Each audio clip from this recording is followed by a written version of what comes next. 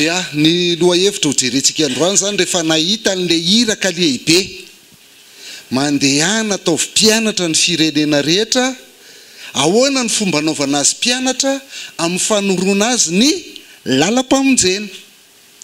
Dia ahoana amin'izay ny fomba ampitana iny lalam-pamonjena iny. Zay zany no jerentsika androany. Ahoana amin'izay ny fomba ampitana an'le lalam-pamonjena rehefa mamita an'ilay iraka lehibe isika. Dia ny tondrantsika azy dia zao hoe ny fitorianan'ny filazantsara tena zava-dehibe mihitsy eo amin'ny fiainana zany, satria mitovy ihany io amin'le hitanareo le akoho. Ny akoho rehefa mikotrika dia kotrehany foana io na atodiny io na atodina ganagana dia kotrehany foana. Dia rehefa foy le izy avy eo dia mety tsy zana le akoho ao, na tsy akoho mihitsy ary neo fa ganagana. Dia inona mitranga rehefa foy le izy? Manaraka le reny akoho foana lay zanak'akoho ao. Dia ohatr'izay mihitsy koa ny fitorianan'ny filazantsara. Mahazava-dehibe azy voalohany aloha araka ny resantsika maly dia mamonjy ny mpanoty izy. Zay le lalam-pamonjena, zay lay afatra lehibe, mamonjy ny mpanota. Fa tsy vitan'izay, zany hoe ohatrany hoe le mikotrika atody zany tsy vitany mikotrika fotsiny, fa rehefa avy eo koa dia fiainan'le akoho mandra-pahalehibeny dia manaraka an'le reny akoho foana. Dia ohatr'izay koa zany miankina amin'ny fitorianan'ny filazantsara nataonao tamin'ny olona no mamaritra ny fiainan'iny mpino iny rehefa mandritry ny maha-kristianina azy. Zay zavatra nampitainao azy voalohany dia iny no mitondra ny fiainany rehetrarehetra rehefa avy eo. Dia zay zany mila tandremantsika amin'ity fitorianan'ny filazantsara ity, satria raha ho tsy tena mety ny nataontsika tamin'ny voalohany dia iny foana no arahan'le olona mandritra amin'ny fiainany maha-kristianina azy, ny fiainana mampino azy. Zao dia fampiomaniko dia n'izao fandroan'ny tontolontsika miaraka fa tsy le bizara roatra le omaly zany. Dia mba tsy hampaleo anareo anahy dia mila miresaka tsika. Ao fakazontsika, mila miresaka tsika. Fa raha za foana ny avelanareo teny dia vitako no miteny mandra-parivo ny andro, tsy olana amiko zany. Fa raha vao misy tsy azonao dia tsangalo ny tanana, dia rehefa manontany dia mba mamaly. Ao dia ho anareo ihany zany mba ahafahanareo hoe leo an'le rangahy izy efa tsy ho avy zay rapitso, za tsy tonga eo rapitso, fa aza matahotra nareo afaka tonga foana. Ao ary tsika ka anomboantsika an'ilay fetraken'ny fitorianan'ny filazantsara amin'ny fiainan'ny olona. Dia misy tantara kely anankiray tantarako anareo. Angano izy ity anganom-bazaha. Fa rehefa nahita an'le izy le anganom-bazaha, ny anganom-bazaha moa zany dia efa vitan'ny zareo dessin animé. Dia mijery dessin animé miaraka amin'ny zanako eo dia mahita le izy, dia izy hoe tena azo ampiarina, azo atao fanoharana ihany koa io angano io amin'ny fiainana kristianina. Dia ho tantaraiko le izy. Ny zavatra mila jerentsika dia ny fifandraisan'ny reto zavatra anankiroa reto. Ao zao le tantara. Taloha ela be tany hony mbola tsy nisy olombelona hony teto ambony tany tamin'izany fotoan'izany, mbola fanahy fotsiny teto. Nisy ny fanahy tsara dia nisy ny fanahy ratsy. Dia indray andro niady ny fanahy tsara sy ny fanahy ratsy anankiray zany, dia niady zareo niady, dia resin'le fanahy ratsy le fanahy tsara, dia natsofo ny tany anatin'ny fanaovan-jiro. Io le fanaovan-jiro natsofony tao zany dia nidininy saromany tao, dia natsipy ny tany anaty ranomasina lalina be tany. Dia tany le fanahy tsara nandritra ny taonjato maro. Ka rehefa tonga ny taonjato maromaro dia tonga amin'izay efa nisy olombelona amin'izay teto ambonin'ny tany. Dia rehefa nisy olombelona teto ambonin'ny tany dia manjono ny olona zany. Dia rehefa manjono ny olona dia indraindray mahasarangotra nyty tahon'ity zany le aranjono, dia stominy le izy, dia very fatsondro zany dia stominy. Dia raha vao azony le fanaovan-jiro dia ka izy ary to fanaovan-jiro fa tsy trondro, dia miteny le fanao anatiny hoe avoay tato fa raha avoakanao ato dia ataoko daholo zay zavatra tianao rehetra. Dia amin'ny ankapobeny olona rehefa mahita zay hoe to to fanaovanjiro sady miteny dia inona ataony tonga dia matahotra dia atsipiny verina anaty rano dia ohatr'izay foana misy mahazo dia atsipiny mahazo fa indreo mandeha ty tovolahy anankiray natsoina hoe Aladin nahita an'ilay izy dia izy rehefa narehany ten'ilay fanaovanjiro zany hoe avoay fa ataoko daholo izay tadiavinao rehetra dia ozy izy hoe ohatry ny tsara zany dia navoaka ny tao lay fanahy sokafan'le fanaovanjiro zany dia iny fa nivoaka tao le fanahy tsara dia zay mihitsy ny teniny hoe zay fanirinao rehetra dia baiko avokoa te désir sans désordre dia natsoina hoe génie moa zany io fanahy io dia hita tokoa no zavatra mitranga raha vonao ny Aladin tonga dia fiu iny mipoma iny ny sakafo rehetra ho an'ny Aladin raha vo ny zavatra tiany Aladin ho azy tonga dia fiu meny génie anazy daholo zay azony rehetrarehetra dia te hiakatra ery amin'ny rovery satria Jasmine zany zanaka mpanjaka izy nefa bandy kely ety tsy afaka makely ahoana ny fomba kanesany eny tonga fiu batainy génie amin'le tapis volant dia apetrany eo amin'ny eo amin'ny rova tonga indray ny mpiandry le miaramila mpiambina ny mpanjaka zany mandeha manenjika anazy dia fiu génie fotsiny miady amin'le miaramila dia fa milamina foana zany ny fiainan'ny Aladin fa izay faniriny Aladin rehetra dia lasa baiko ho an'ny génie daholo very koa raha amin'izay mifanontaniana aotsika mandray anjara raha ny fifandraisan'izy roa reo ny fifandraisany dia ka ampitahintsika amin'ny fifandraisantsika amin'Andriamanitra io dia iza no Andriamanitra ry iza no olona génie ve no Andriamanitra dia Aladin no olona amin'ny fifandraisany sa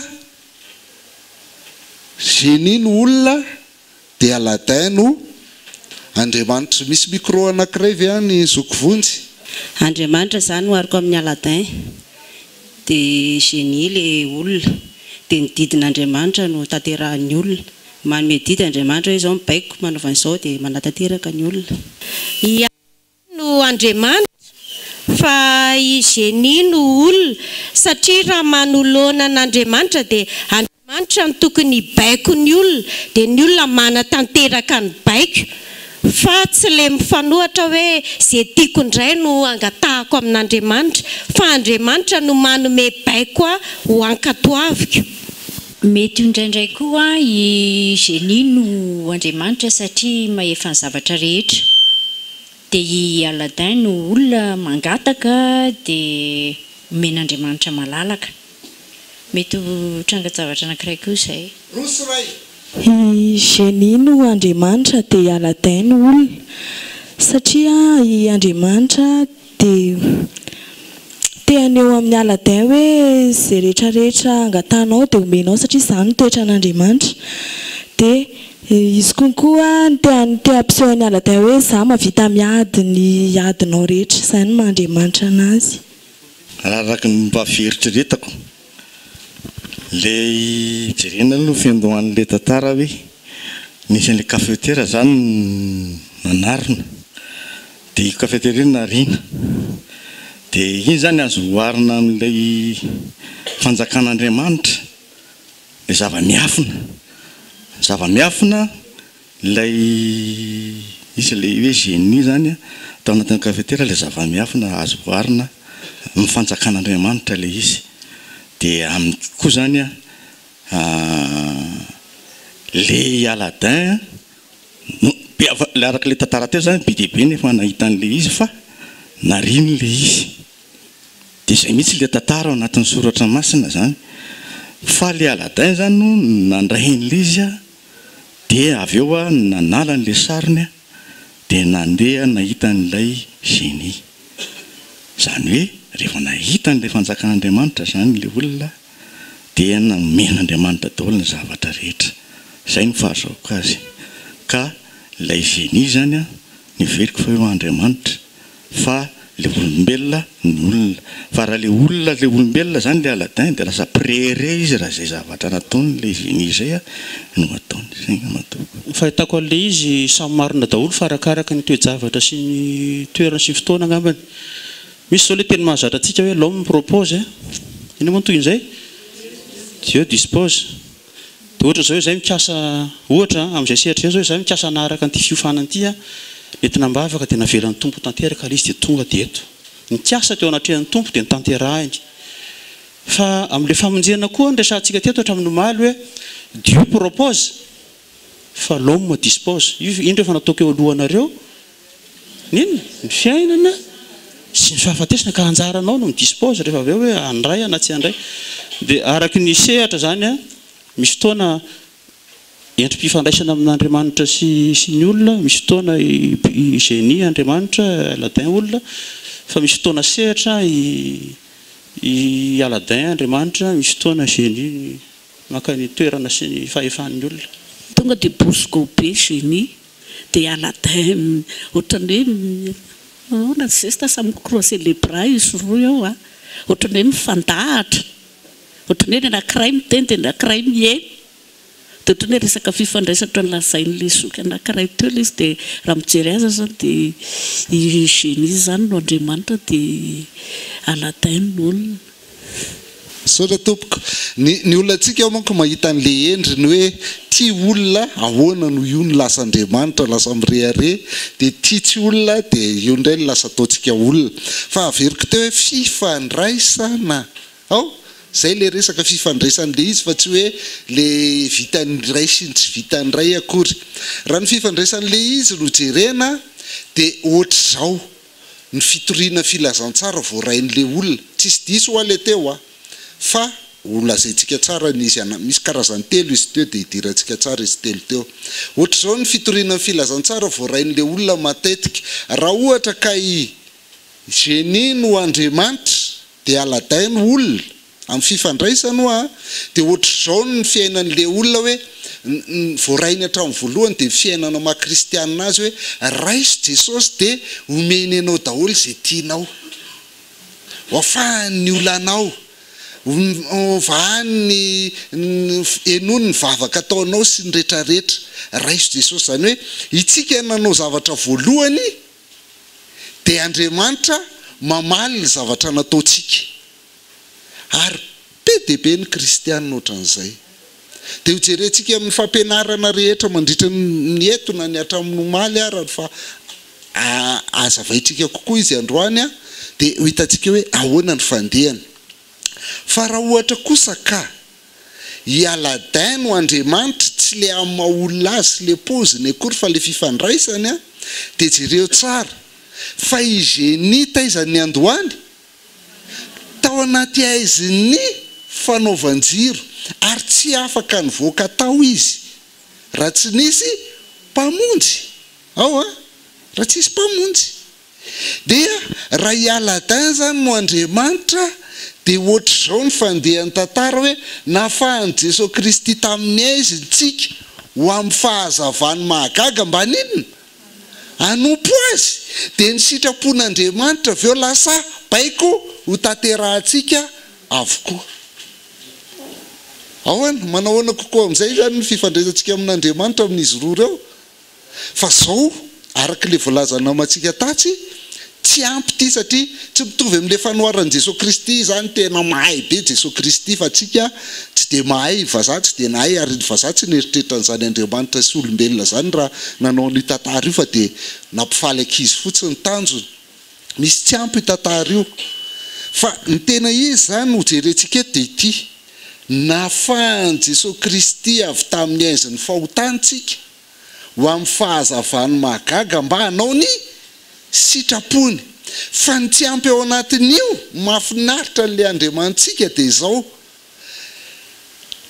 na inona angatantsika ahafahantsika manompo azy tsara dia omeny antsika zany omen'Andriamanitra antsika zay rehetra ilaintsika ahafahantsika manompo azy tsara ao mangataka olona anankiray maki ny John toko 5:12 John toko 5:12 afahantsika mahita nyty voalaza tapany faharoa rehetrarehetra ity.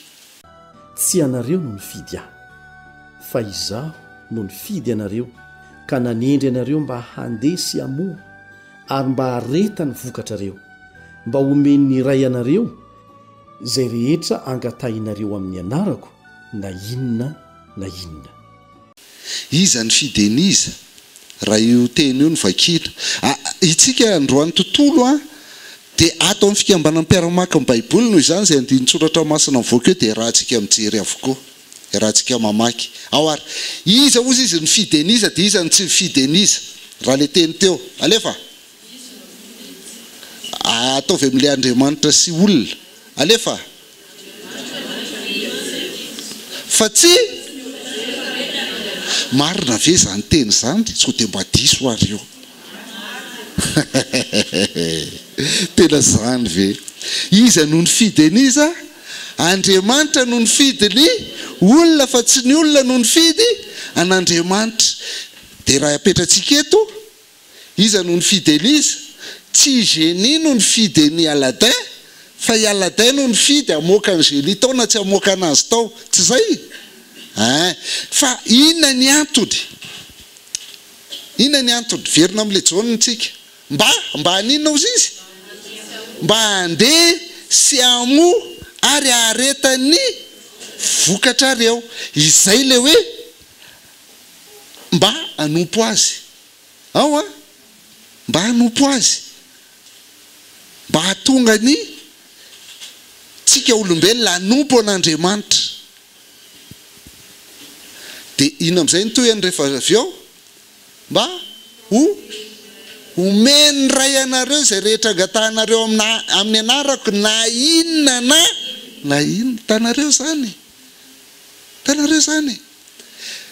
amin'ny ahatonga antsika handesy amoa ary areta mivokatsika ka misy zavatra tsy ampy antsika tsy hananatsika dia azontsika angatahana amin'Andriamanitra avokoa izany fa homeny antsika na inona fa hanaovana ny sitrapony ny olatsika dia ianona manana za koa mba te hanana angataka amin'Andriamanitra fa ny Andriamanitra ngeza be dia mahavita an'io enao dia mpanompon'Andriamanitra fa tsy Andriamanitra mampiasa kelinao akory ao fa tsika mieritreritra zany le mpandikeliko iny le mpanampikeliko iny fa angatahako any amin'le mpanampikeliko iny amenan'izao fa ianona manana fa ahoana tsy manana mangataka ianao firy-taona tsy mety mahazo any fa tsy mambaly vavaka mihitsy ve zao Andriamanitra zao ozy izy Jakoba hoe mangataka nareo fa tsy mahazo satria laninareo amin'ny filanareo le izy fa tsy entinareo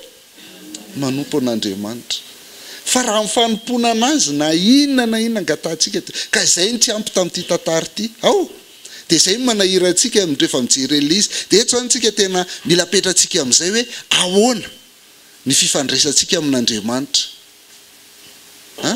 mpiasa kelinao ve Andriamanitra dia izy ny tsy maintsy mamany olanao rehetra izy ny tsy maintsy manasitrana anao rehetra sy manao ny zavatra rehetra ohatr'izao sa ianao ny mpanompon'Andriamanitra kanefa ianao mpanompo dia afaka mangataka na inona amin'ny anarany hanomponao azy dia homeny anao zany io manompo ny tompo io ndao ary zay no ela fa ndao amin'izay tsika hiditra amin'ny atao hoe fitoriana ny filazantsara mianatra tsika maly ny amin'ny iraka lehibe mandehana mitoriny filazantsara amin'ny olombelona rehetra mandehana ataovy mpianatra ny firenena rehetra mianatra tsika maly ny amin'ny lalam-pamonjena ny olona rehetra Andriamanitra nahary ny olombelona rehetra ary tia ny olombelona rehetra fa noho ny fahotana nataony Damasela fa dia lasa todi-damosina tamin'Andriamanitra ny olombelona rehetra ary dia mpanota avokoa ny olombelona rehetra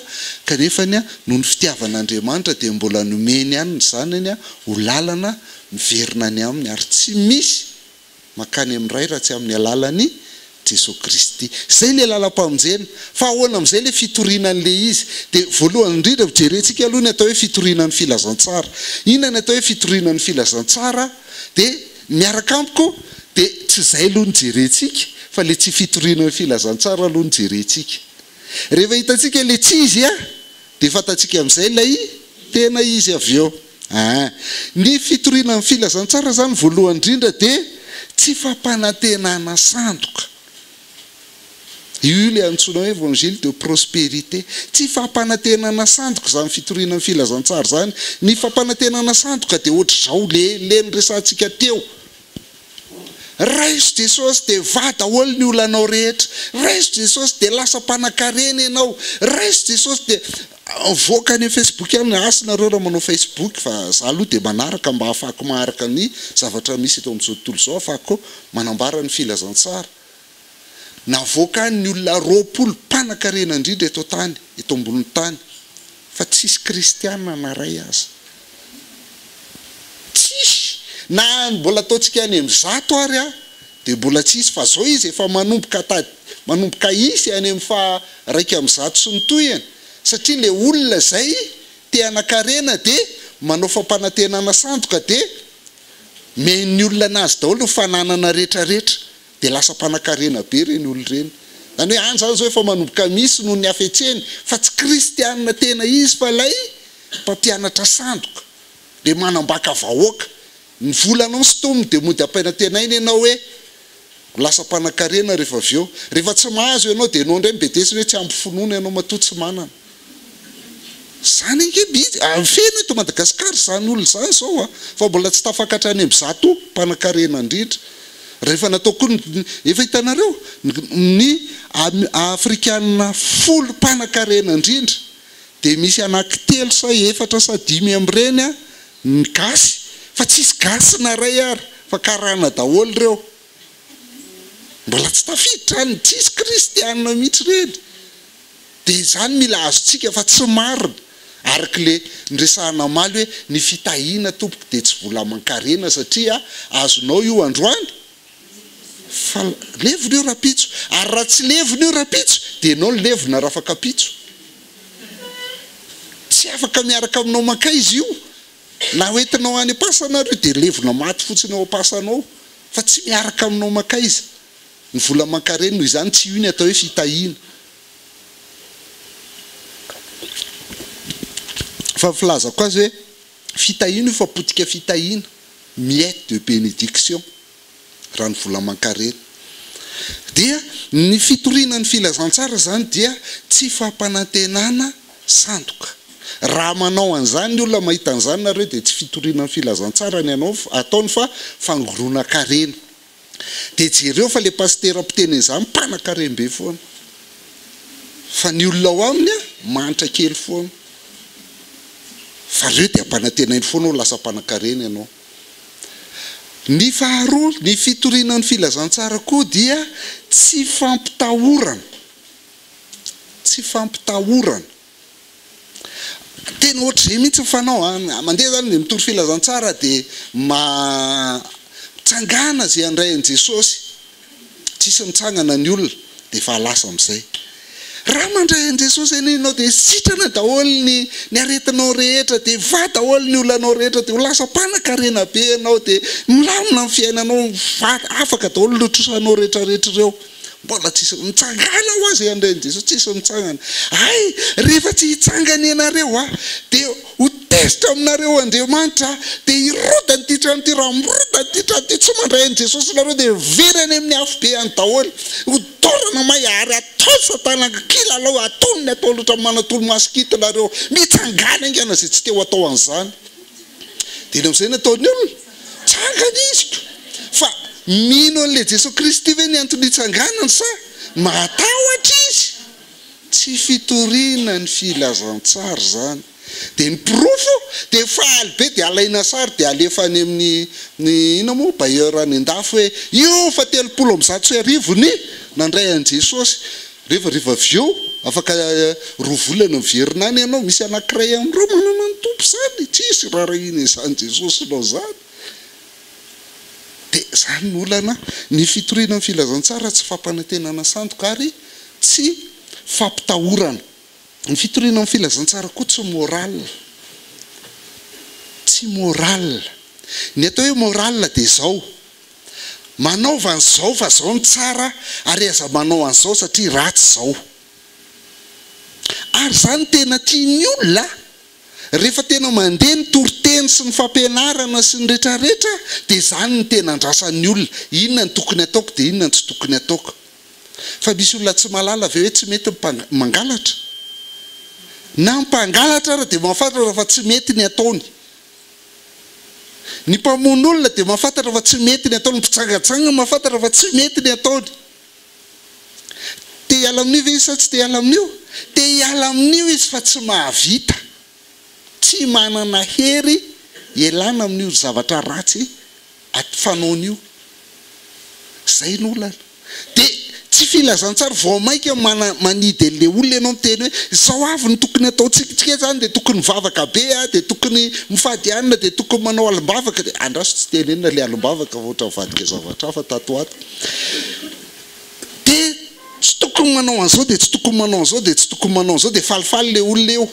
Fa rehefa avy eo tsy vitany ihany ilay izy nge, tsy vitany ihany. Noho izany tsy filazantsara.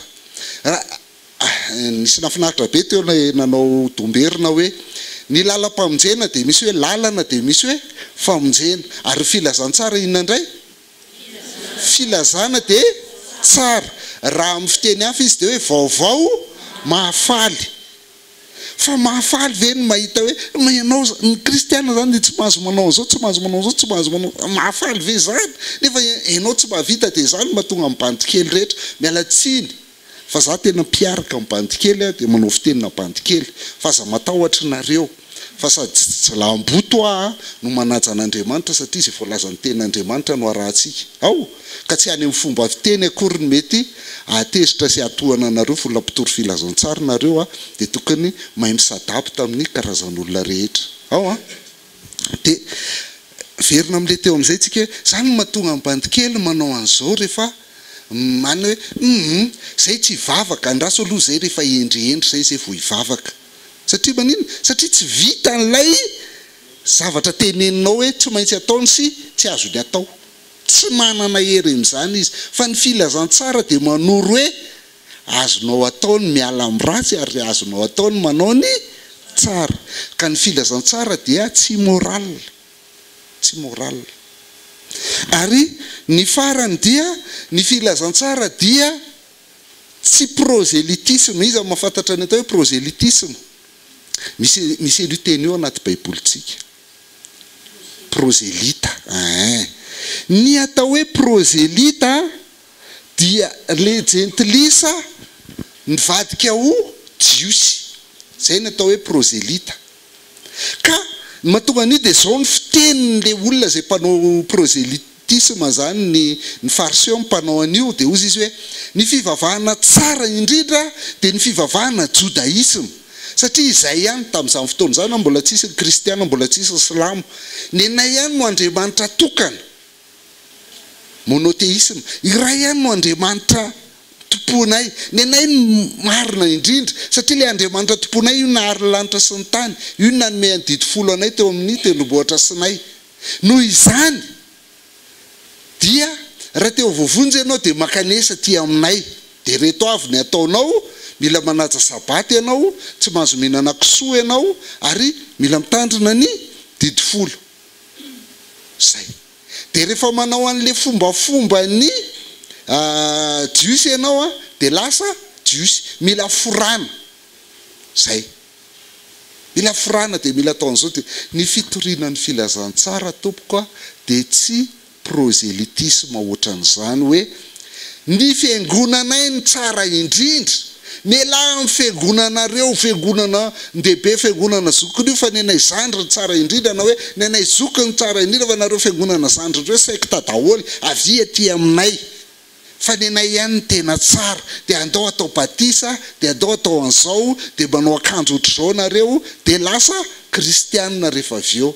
Zany atao hoe proselytisme. Tsy fitoriana ny filazantsara izany. Ao tsy fitoriana ny filazantsara zany verenantsika hoe zay foana ny azy. Ny anay ihany ny marina.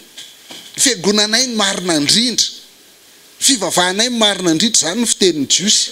noho izany a mila manaraka amin'ny fombafombanay ianao tobatisa mpandray fanasan'ny tompo mpanao an'izao dia vovonjy ianao milamina fiainanao tsy fitoriana ny filazantsara zany tompoko fa zany no antsoina hoe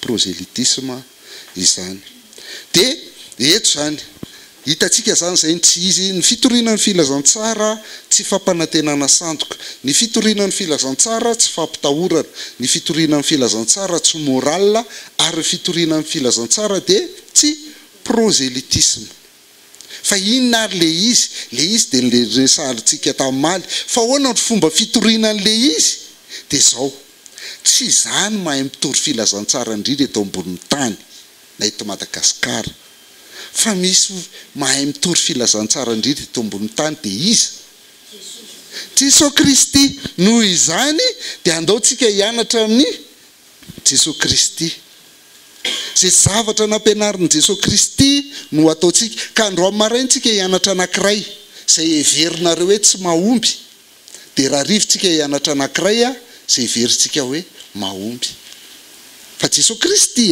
no mitory dia hitantsika hoe mahay mitory noho Jesosy Kristy ve ianao vita ny androany dia amin'ny zomantsika miverina eto averiko tsara dia n'izao amin'ny zomantsika miverina eto ny ataontsika amin'ny zoma dia hiaraka hinankinana sy sotrosotro efa voateny ve zay tena misy izany amin'ny zoma fa alohan'izay ny fotoanantsika amin'ny zoma dia tonga dia manao fampiarana ny sasatsasany aminareo ao manomboka amin'ny valo sasany mety mbola misy blabla kely ataoko manomboka amin'ny folo eo ka hatramin'ny 1/12 sasany ihany dia satria zoma hariva tsisy tsony zoma atoandro farany fa mitondra tsakitsaky kely nareo aloha lazay ny mpanao hoaniny zay mitondra tsakitsaky kely nareo dia miaraka mitsakitsaky mifankalala miresadresaka amin'izay tsika nataontsika manomboka eo amin'ny 1/12 sasany eo fa alohan'izay dia ianareo no mifandimby dia za le torianareo tsy zaza fa za zany mody manao karazan'olona zay ho enaranareo amin'ny lakamisy ny reo karazan'olona hitoriana ny filazantsara reo dia manao an'izay dia nareo mitory amiko zay zany nataontsika dia efa miomana dia n'izao mingata amin'ny tompo dia izao ahoana ny fomba anatanterahana an'izany fa nataontsika alohan'androany dia hianatra amin'ny Jesosy Kristy tsika hoe ahoana ny fomba fitorin'i Jesosy Kristy filazantsara dia afahantsika mahita koa hoe ahoana ny fomba hitoritsika ny filazantsara ary noho ny vao nivoaka nankeny an-dalana Jesosy dia nisy olona anankiray niazakazaka nanatona ka nandohalika teo anatrehany ary nanontany azy hoe mpampianatra tsara inona no ataoko andivako fiainana mandrakizay ary hoy Jesosy taminy nahoana no ataonao hoe tsara tsy misy tsara afa-tsy iray ihany dia Andriamanitra fantatrao ny didy hoe aza mamono olona aza mitsangatsanga aza mangalatra aza mety ho vavolombelona mandainga aza manambaka manajandra ianao sy ny reninao ary hoy izy taminy mpampianatra izany rehetra izany efa nitandremako hatry ny fony ao mbola kely ary Jesosy nijery azy tsara dia tia azy ka nanao taminy hoe diso zavatra iray aloha ianao mandehana amin'dio izay rehetra anananao ka omeny malahelo dia anana rakotra any an-danitra ianao ary avy anaraka dia nanjombona tery ny tarehany tamin'izany teny izany ka niala tamin'ny alahelo izy satria nanana harena be ary Jesosy nijery manodidina ka nanao tamin'ny mpianany hoe manao ahoana ny asarotry ny hidira manan-karena amin'ny fanjakan'Andriamanitra ary ny mpianatra dia gaga tamin'ny teniny fa Jesosy namaly indray ka nanao taminy hoe anaka manao ahoana ny asarotry ny hidirany matoky harena amin'ny fanjakan'Andriamanitra moramora kokoa ny hidirany rameva ny vody fanjaitra no hidirany mpanan-karena amin'ny fanjakan'Andriamanitra dia talanjona indrindra izy ka nanao taminy hoe izay indray no azo vonjena fa Jesosy nijery azy ka nanao hoe raha amin'ny olona dia zavatra tsy hainy zany fa tsy mba tahaka izany amin'Andriamanitra fa ny zavatra rehetra dia hain'Andriamanitra. Zay le tantara ao tantara tsy vaovao amintsika fa efa fahitantsika fa ijerintsika ny fomba fitorian'i Jesosy Kristy filazantsara. Ndao aloha jerentsika voalohany ny toetra tsara n'ity tovolahy ity. Inona avy ny toetra tsara n'ity tovolahy ity? Asisitsika manomboka amin'ny 9:70 averiko ihany. Ato amin'ny fikambanan'ny mpiara-mamaky ny Baiboly ianao dia hiara-mamaky ny Baiboly sika. Inona avy ny toetra tsara n'ity tovolahy ity? Aseseo manomboka ary amin'ny 9:70. Manina izy voalohany indrindra? Inona ndika le miazakazaka? Tsy vita miazakazaka fotsiny fa mandohalika eo ampovoan'ny arabe dia manontany hoe mpampianatra tsara ho inona ny ataoko andovana fiainana mandrakizay. Inona ndika an'izany? Tsara ve zany sa ratsy? Inona ndika an'izany? Tena olona mangetaeta ny tompo, tena mangetaeta ny fanjakan'ny lanitra sy fiainana mandrakizay. Tsy zany? Tsisy henatra itsony fa vao hitanao le Jesosy Kristy dia miazakazaka ianao makeny aminy. Zay inona koa? 9:70 ka hatramin'ny 20 eo mitandrina ny didy. Olona tsara fitondran-tena izy zany. Aza mangalatra, aza mamono olona, aza manambaka olona, aza mety ho vavolombelona mandainga manajany rainao sy ny reninao dia ozy efa voatandroka hatramin'izany mbola raha tsy marina zany dia nitsiny Jesosy Kristy eo vao teo ary ianao no nandaingako. Tanareo le etsy ambony mpampianatra tsara tonga dia nitsiny Jesosy Kristy maninona ny lazainao hoe tsara. Zany toetran'i Jesosy atsika. Fa matoa Jesosy tsy niteny an'io dia marina zany fa tsara fitondran-tena hatramin'ny mbola kely ty tovolahy ty. Ao inona koa? 9:20. Tsara ve le malahelo? Inona mba tsara eo? Vahiritsika. Manan-karena, manana arena be. Eritrereto iny zany ny olona andeha hotorianao ny filazantsara. Isan'andro tsika le mandeha tena iresaka amin'ity ary avesa tsy iresaka. Hotoriako ve ty sa tsy hitoriako? Fa ity izy miazakazaka manantona anao. Ahoana ny ataoko mba hahavoavonjy ahy? Io olona io mangetaita ny tompo ohatr'izay, io olona io dia tsara fitondran-tena ary io olona io dia mpanan-karena. Ahoana ny ataonao? Toy izantsika koa ao amin'ny Matthieu, Lioka 7:20 misy anankiray mamaky azafady ahafahantsika mahita hoe inona koa ny toetra tsara n'izy any amaky dia mena micro amin'izay mba voaray ao anaty zava-maneno. Lioka 7:20 tsy hitantsika tao amin'ny marika izy fa Lioka mahita azy. Eny tompoko.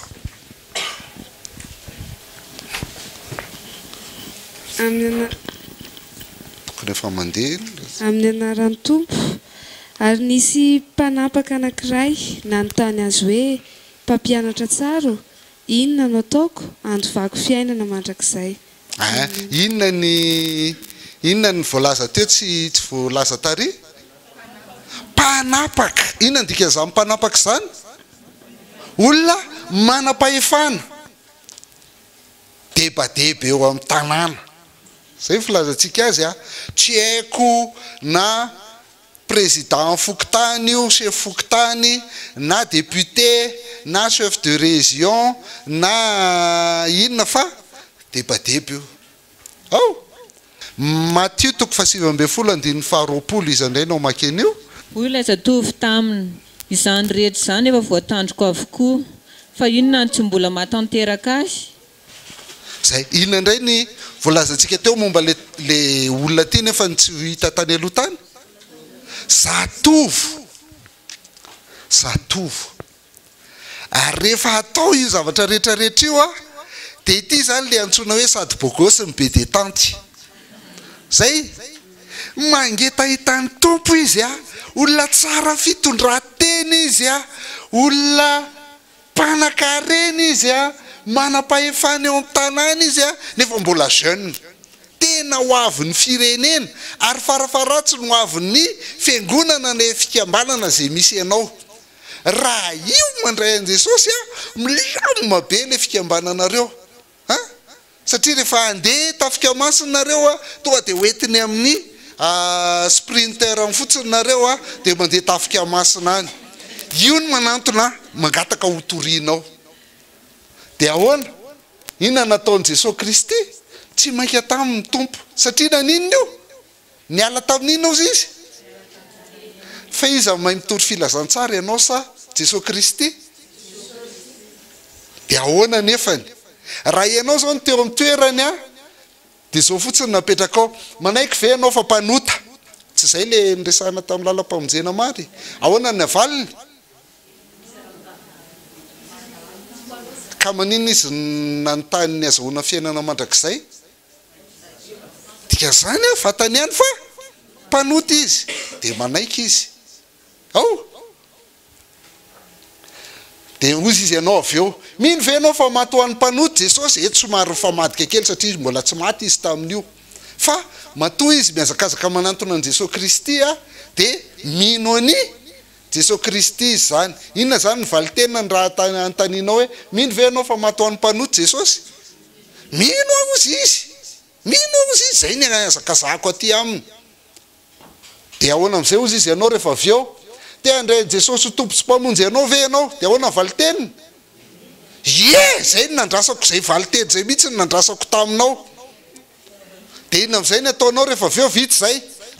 Tsy izay ny fitorinana filazantsara fanaon'ny olona matetika.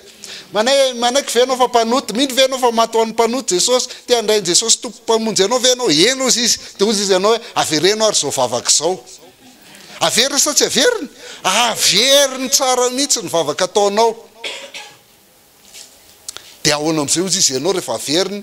Misaotra Jesosy fa tia anahy ianao, dia misaotra fa za dia mpanota dia mifona amin'ny fahotako rehetra. Dia mifona amin'ny fahotako rehetra. Dia misaotra fa maty ho anahy teo amin'ny hazo fijaliana ianao. Misaotra fa maty ho anahy teo amin'ny hazo fijaliana ianao. Manomboka zao dia andrainao tompo sy mpamonjy manomboka zao dia andrainao tompo sy mpamonjy dia olom-baovao manomboka zao, olom-baovao manomboka zao. Amin'ny anaran'i Jesosy, amin'ny anaran'i Jesosy. Amen. Amen. Arabainy ianao fa tonga zanak'Andriamanitra. Fa zanak'Andriamanitra ve sa tsy zanak'Andriamanitra miala eo? Satria na Jesosy Kristy ary tsy nahaova azy ho lasa zanak'Andriamanitra. Eto koa dia manaiky fotsiny zavatra teneninao izy fa tsy zanak'Andriamanitra zany. Azontsika ve le olana amin'ny fitoritsika? Raha izay ny fitoritsika filazantsara dia andao jerentsika amin'izay hoe ohatry ny ahoana ny Jesosy Kristy. Ohatry ny ahoana ny Jesosy Kristy. Ary naninona niala tamin'ny alahelo be ty olona ty. Niala eo anao izy falifaly.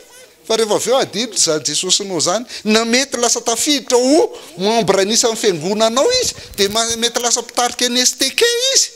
Satria izy mbola zatovo.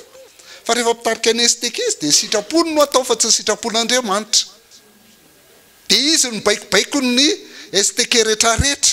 Eny fa hatramin'ny pastera raha dia mety manaiky anazy satria manjary tsy miditra le sosy raha vao tsy ny sitrapony no atao.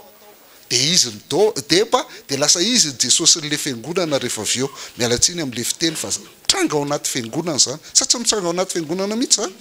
Tranga zany. Inona ny antony? Ny fitoritsika ny filazantsara. Na tsika manao proselytisme, na tsika manao ohatran'io, fa tsy manao ohatran'ny Jesosy Kristy. Dia ndao jerentsika amin'izay ary ny Jesosy Kristy. Jesosy Kristy rehefa mitory filazantsara, misy zavatra anaky 5 eo no resantsika. Ny voalohany indrindra rehefa mitory filazantsara Jesosy Kristy dia ny ambara amin'ny voalohany indrindra dia ny toetra an'Andriamanitra.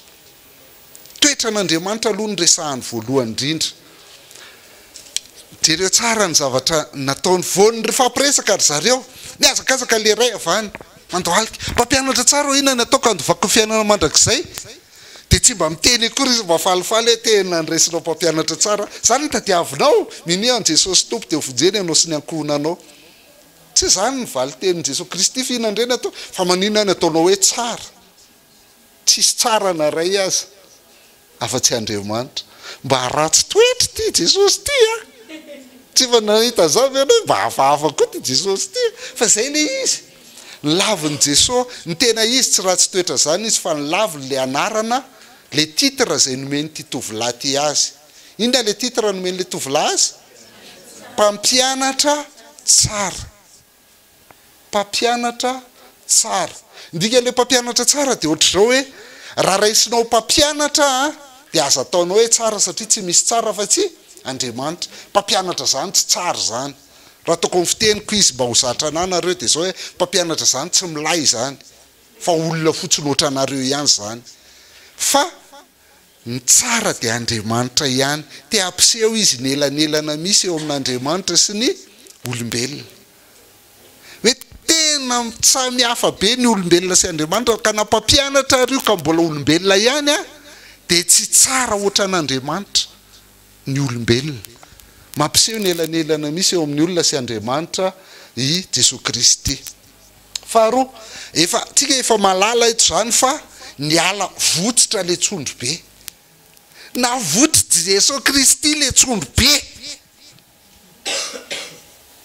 tsy mahay mitory filazantsara ve ty Jesosy ty mandeha ny fiangonana raha io ny azy hoe fa inona ny antony inona ny tena mitarika an' Jesosy Kristy rehefa hitory filazantsara izy ny andininy fa 2:20 de zao no lazainy hoe 1:20 ary Jesosy izy de nibanjina azy ary tia azy tena tiany tovolahy io nge Jesosy tena tiana azy izy fa tsy hoe tsy tiany akory matona votsitra le tsondro be fa tena tiany io saingy mila azotsika rehefa mitory filazantsara tsika de tsy fitiavantsika an'le olona no manesika atsika hitory filazantsara fa mihoatra noho izany ny fitiavantsika an'Andriamanitra tenen'i Jesosy Kristy koa ny fitiavany an'Andriamanitra aloha indraindray tsika rehefa hitory amin'ny zanakitsika de tiatsika loatra ho voavonjy le zanakitsika de terentsika fotsiny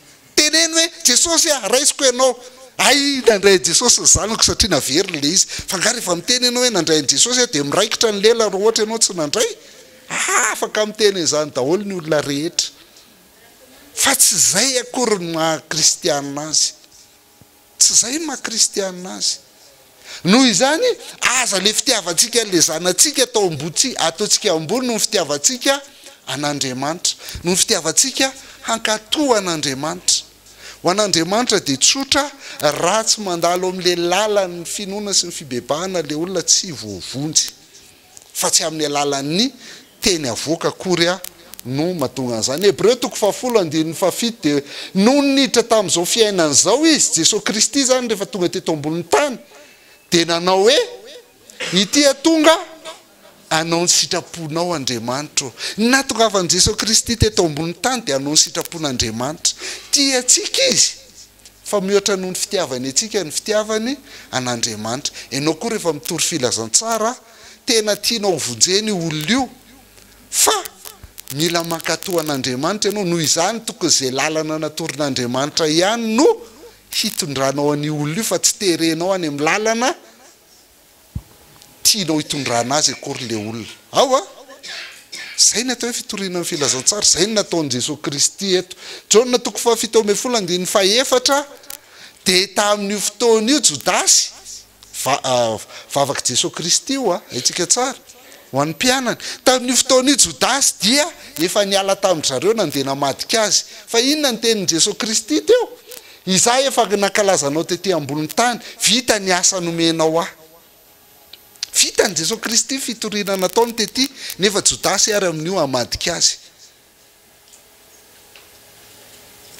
fanontaniana napetraka rehefa nanao ohatr'izao zay tany Moramanga de ozy izy le olona ahoana ny ataoko mba hireusira zay mihitsy le fitenin'le olona de averiko ohatr'izay ahoana ny ataoko mba hireusira ny fitoriana ny filazantsarako de ozy tsy miankina aminao ny fitoriana ny filazantsara raha vao marina ny lalam-pamonjena torianao de mireusira foana le izy na Jodasy ary namadika azy tamin'ny taona io de ozy foana izy hoe vitako ny asa nomenao tety ambonin'ny tany ataoko zay le izy ny anjarantsika de mitory fa tsy tsika no manova olona tsy misy olona mahavita manova olona zany fa kazotsika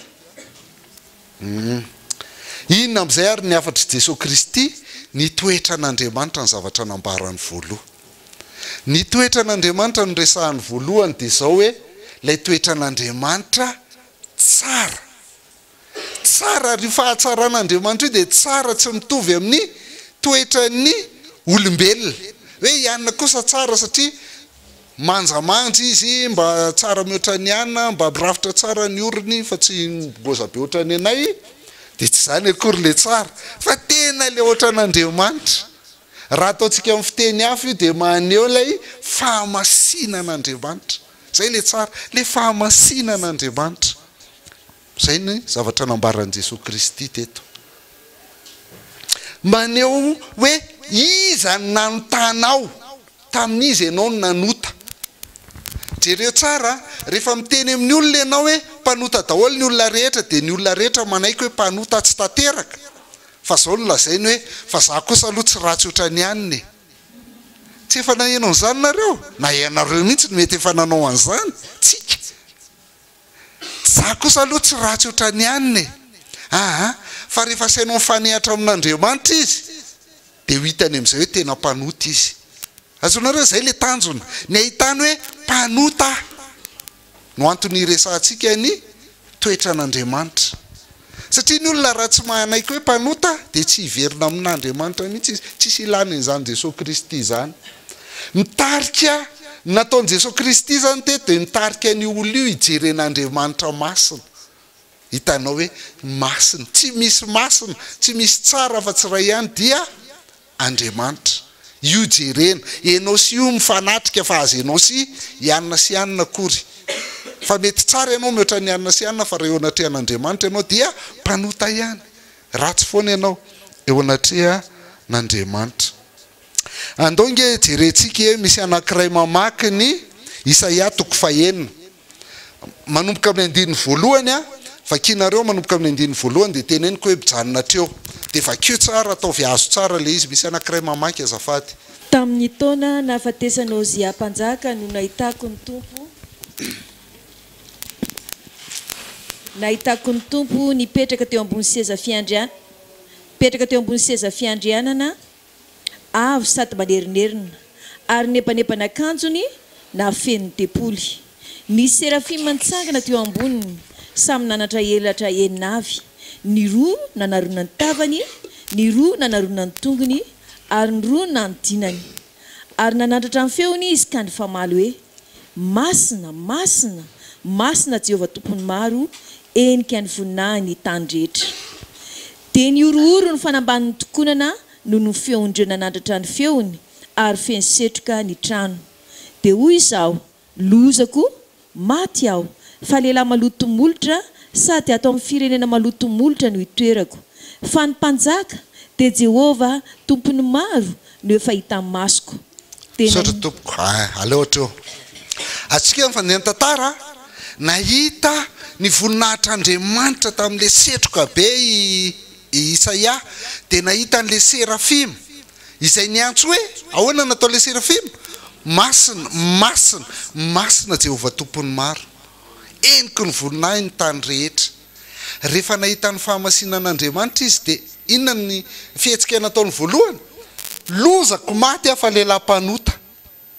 Fa ny mpanjaka dia Jehovah tompony maro rehefa hitany masoko. Azonareo? Ny fomba fiasan'i Jesosy Kristy dia ohatran'io nataony Isaia io. Asehony ny fahamasinan'Andriamanitra, dia eo anatrehan'ny fahamasinan'Andriamanitra ianao dia mahita hoe mpanota tsy mendrika. Tsy maintsy zay aloha ny aingana voalohany amin'ny lalam-pamonjena. Tsy maintsy mahita aloha le olona hoe mpanota izy. Zay ianao vao manome ny fanafody. Fa tsy olona tsy marary, ndazany tena ny tsy marary no tondranao an Jesosy Kristy dia tsy mety. Amin'izao fotoana izao tena marina fa Andriamanitra dia fitiavana, ary tena lehibe ny fitiavan'Andriamanitra. Saingy adin'ny olona matetika ny fahamasinan'Andriamanitra dia lasa ohatr'izao le izy hoe zay fanaonao rehetra sy toetra ratsinao rehetra any dia tsy maninona tazomy ihany, fa ty tsy ampy aminao ty Jesosy ty dia ampio an'ity fotsiny. Tsy mety zany, tsy zany tompoko ny filazantsara. ny filazantsara dia zao hoe mpanoty ianao maty mila fanasitranana dia ty le Jesosy Kristy afaka nasitrananao amin'ny fahotanao. Zay ny filazantsara. Noho izany a tena tsara ny fitiavan'Andriamanitra, zany nanomezany an'i Jesosy Kristy, fa ilaina koa ny miresaka ny fahamasinan'Andriamanitra satria Andriamanitra sady masina no fitiavana. Sady masina no fitiavana. Dia ilaina ny resantsika an'izay. Faharoa, inona koa ny fitoriana nataon'i Jesosy Kristy rehefa nitory filazantsara izy a, ny resaka momba ny lalàn'Andriamanitra izy. Ny lalàn'Andriamanitra. Efa fantatrao ny hoe 120 ka hatramin'ny 20, aza mangalatra, aza mamono olona, aza mety ho vavolombelona mandainga, aza manambaka, manajany rainao sy ny reninao. Ndresa lalàna daholo reo. Lalàna daholo reo ny tenen'i Jesosy Kristy reo. Fa maninona izy no miresaka lalàna? Satria ny Romanina 7:20 dia miresaka an'izao. Atao inona lalàna? Ny lalàna dia tsy moral akory ilazana hoe manaova an'izao dia aza manao an'izao. Fa ny lalàna araka ny Romanina 7:20 dia zao lazainy hoe ny lalàna ny fahazahola, ny fahalalàna marina ny amin'ny ota. Ny dikan'izany dia zao, ny olona dia tsy mahalala hoe manoty izy raha tsy eo anatrehan'ny lalàna. Rehefa aseho anao ny lalàna dia hitany hoe tena tsy tanterako tokoa io. Noho izany dia mpanota zany. Noho izany dia mpanota. Zay. Lalàna no azahoana fahalalàna marina ny amin'ny ota. Inona ny atao hoe ota? Ny atao hoe ota araka ny Jaona 1:7-4 dia izay rehetra ny manota no mandika lalàna, fa ny ota no fandikana ny lalàna. Zay. Lalàna zany indraindray ny lalàna eritreretintsika fa io no manamarina antsika hoe rehefa tanterako daholo ny lalàna dia lasa marina. Fa tsy misy olona mahatateraka lalàna zany tompoko. Tsy misy mahatateraka lalàna 100% zany. Dia rehefa eo anatrehan'ny lalàna ianao zany dia tsy maintsy hita foana fa mpanota. Satria ianao dia mandika lalàna. Ary zay rehefa asehonao ny lalàna sy ny fahotan'ny olona dia zay ianao no afaka mampiseho tsara ny momba an'i Jesosy Kristy. Satria teo amin'ny azo fijaliana no nandravan'i Jesosy Kristy ny fahotan'ny olona, ny tsy fahafahan'ny olona mandika lalàna. Ao misy anankiray mamaky azafady ny Galatiana 3:10 ka hatramin'ny 7:20. Galatiana 3:10 ka hatramin'ny 7:20. Fa izay rehetra amin'ny asan'ny lalàna dia eo ambany fanozonana, fa voasoratra hoe voaozina izay rehetra tsy maharitra mankatony zavatra rehetra voasoratra ao amin'ny bokin'ny lalàna. Ary hita marimarina fa ao amin'ny lalàna dia tsy misy olona hamarinina eo anatrehan'Andriamanitra, fa ny marina amin'ny finoana no velona. Ary ny lalàna tsy araky ny finoana, fa izay mahatandrina izany no velona aminy. Kristina navitra anay tamin'ny ozon'ny lalàna, satria tonga voaozina monjy anay izy, fa voasoratra hoe voaozina izay rehetra miantona amin'ny azo. Saotra tompoko, jereo tsara, ao ihany tazomy ihany ho baibolinareo io, fa verenantsika vakina izy. Raha voenao izy mieritreritra ka to lalàna, vakiko amin'ny fiteniko le 1:10, dia voaozina ianao zay ambany fanozonana ianao zay. Satria zao voasoratra ao Deutéronomie hoe voaozina izay rehetra tsy maharitra mankatò izay rehetra voasoratra ao amin'ny bokin'ny lalàna. Voaozina zany hoe na matateraka 5:50 ary ianao raha ataontsika hoe 100 ny lalàna, ka 5:50 ny tanteraka ao. Ary io dia tanteraka ao nanomboka tamin'ny ianao mbola kely mandraka androany. Fa androany nisy anankiray tsy tanteraka ao. Dia tsisy dika le niezahanao nanatanteraka an'le izy nandritra ny fiainanao ka hatramin'izay. Fa le ray tsy tanteraka ao androany dia miteraka ozina ho anao. Azonareo? Dia nisy olona ve nahavita nanao an'izany teo amin'ny fiainany? tsisy fa maninona tika ny tsy voaozina satria voasoratra hoe voaozina izay rehetra miantona amin'ny azo. Jesosy Kristy no mitondra ny ozina izay tokony hiatra tamintsika. Noho izany tsy hoe satria ianao nanao an'izao na tonga anao voavonjy, fa satria Jesosy Kristy maty nisolo anao teo amin'ny hazo fijaliana, izay no mahavoavonjy anao. Fa raha eo anatrehan'ny lalàna dia tsy misy olona marinina eo anatrehan'ny lalàna, satria tsy misy olona mahatateraka ny lalàna zato isan-jato. Azontsika efa andeha le izy a, dia izay no mahatsara zany nanaovan'i Jesosy Kristy an'ity hoe napetra ny lalàna, fa ny tanjony dia inona? Ny ahitan'le olona fa mpanoty izy. Anankiray koa misy mamaky Jaona voalohany 7:15. Isaina manota dia avy amin'ny devoly, satria ny devoly manotatra amin'ny voalohany. Izao no niseho ny zanak'Andriamanitra dia ny andrava ny asan'ny devoly. Izao no nisehoany ny zanak'Andriamanitra dia ny andrava ny asan'ny devoly, satria ny asan'ny devoly dia mampanota. Zay ny ilayntsika Jesosy Kristy. Noho izany tsy misy olona lasa vadika ny olona le izy hoe inona mibanga ao aminao Jesosy, mantra ianao, marary ianao, manana olana ianao sy ninona, ampy Jesosy fotsiny fiainanao dia milamina izany. Tsy izay le filazantsara. Ny olantsika tompoko dia tsy aretina, vokatry ny olana izany. Ny olantsika dia tsy olana, ny olantsika dia tsy ny problème mahazo antsika na ny fahoriana mahazo antsika. Ny olantsika dia inona? Fahotana. Problème tsy fantatsika hoe mpanota isika, ka tsy maintsy mila mifanehatra amin'Andriamanitra masina tsika, ary tsy maintsy mila lalàn'Andriamanitra tsika ahafantarantsika hoe mpanota isika. Dia izay ny mahatonga an'ity Zay mahatonga an'ity Luka 5:2-3 ty hoe tsy tonga hiantsony marina izy fa ny mpanota mba hibebaka. Dikan'izany raha mbola tsy mahafantatra ny tenanao ianao fa mpanota eo anatrehan'Andriamanitra dia tsisy ilainao an'izany Jesosy zany. Ilainao zany ameny banga eo fiainanao, fa tsy ilainao ilay Jesosy Kristy maty ho anao teo amin'ny hazo fijaliana. Rehefa mitory filazantsara tsika dia atao voatran'ny Jesosy Kristy, ampafantaro azy aloha ny toetra n'Andriamanitra hoe Andriamanitra izay ifandrarahana io ane ka Andriamanitra masina. Raha vao eo anatrehan'Andriamanitra masina ny olona dia tsy maintsy mahita ny tenany izy, dia tokony ahita ny tenany izy hoe mpanota. Raha mbola tsy mahita ny tenany ho mpanota amin'izay fotoana izay izy a, dia asehoy azy indray ny lalàn'Andriamanitra. Dia ny lalàn'Andriamanitra indray no manoro anazy hoe mpanota izy. Fa rehefa mpanota izy, matsapa ny tenany fa mpanota izy, zay vao mila Jesosy Kristy. Zay vao le tena Jesosy Kristy mpamonjy no ilainy.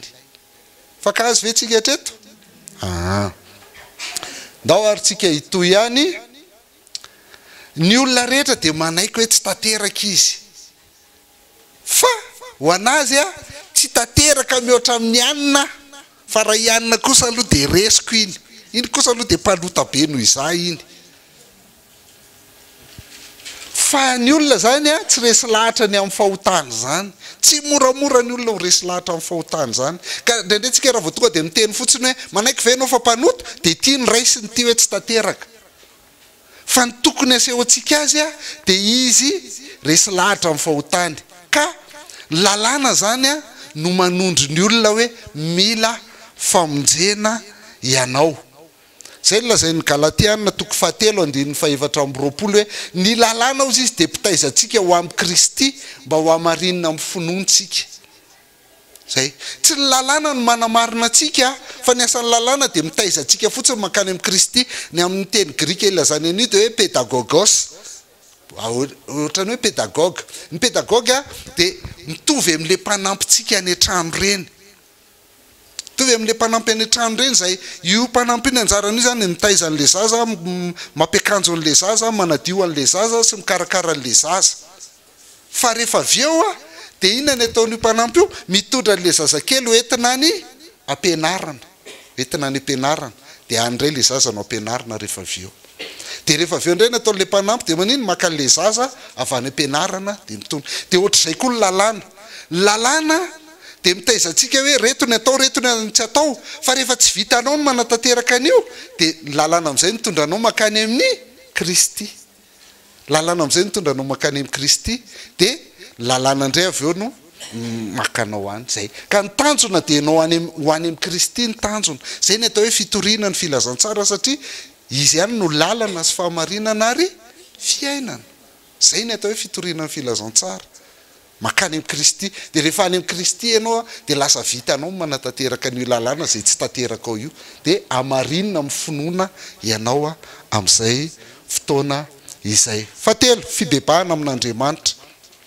Rehefa avy nyresaka momba ny toetra an'Andriamanitra Jesosy Kristy na ahitan'le olona hoe mpanota izy dia tsy nahita le tsy nieritreritra ny tena no mpanota le olona tsisy tsara fa tsy ray ihany dia Andriamanitra tsy rarahany zany vadika indray Jesosy Kristy taty amin'ny lalàna fantatra ao ny didy manao hoe aza mangalatra aza mamono olona aza mijangajanga aza manambaka olona aza mety vavolombelona mandainy manajany rainao sy ny reninao dia mbola tsy nanaika any izy hoe tsy manatanteraka ny lalàna fa hoanao izy izany rehetra zany dia efa nataoko hatramin'izao mbola kely dia nitsiny Jesosy Kristy teo marary azy amin'izay izy hoe mandehana amin'dio izay rehetra nananao ka omeo malahelo dia hanana rakitra any an-danitra ianao nitsiny Jesosy Kristy izy hoe zao ary vitanao hitanareo le manomboka hoe manajany rainao sy ny reninao dia aza mangalatra aza mandany aza mamono olona aza mijangajanga sy ny rehetrarehetra reny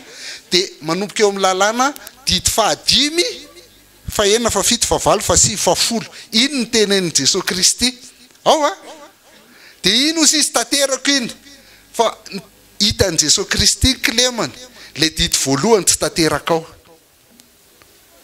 ina ny didy voalohany tiavany Jehovah Andriamanitra ao amin'ny fonao rehetra ao fanahinao rehetra izany Jehovah Andriamanitra ao aza manana Andriamanitra hafa fa tsy fa ny tovolahy ty dia nanan'Andriamanitra hafa izy any Andriamanina ny areny ary io tsy mila mpaminany vao mahita an'io vao miaingany any olona dia efa hitanao hoe mpanan-karena zany olona zany dia hitan'i Jesosy Kristy hoe mpanan-karena izy rehefa nomeny taty amin'le lalàna ambany tsy mbola nanaiko mpanota nitsiny tary amin'le lalàna ambony amin'izay io arenanao io no olanao satria io no Andriamanitra ao tana midio zay ngely izy tana midio dia meo ny malahelo ianao ka ny atao hoe fibebahana zany efa ndresahana maly io tsy maintsy mandalo fibebahana ny olona rehefa toriana ny filazantsara ny atao hoe fibebahana amin'ny teny grika dia hoe metanoia ny dikany dia zao hoe fiovan'ny saina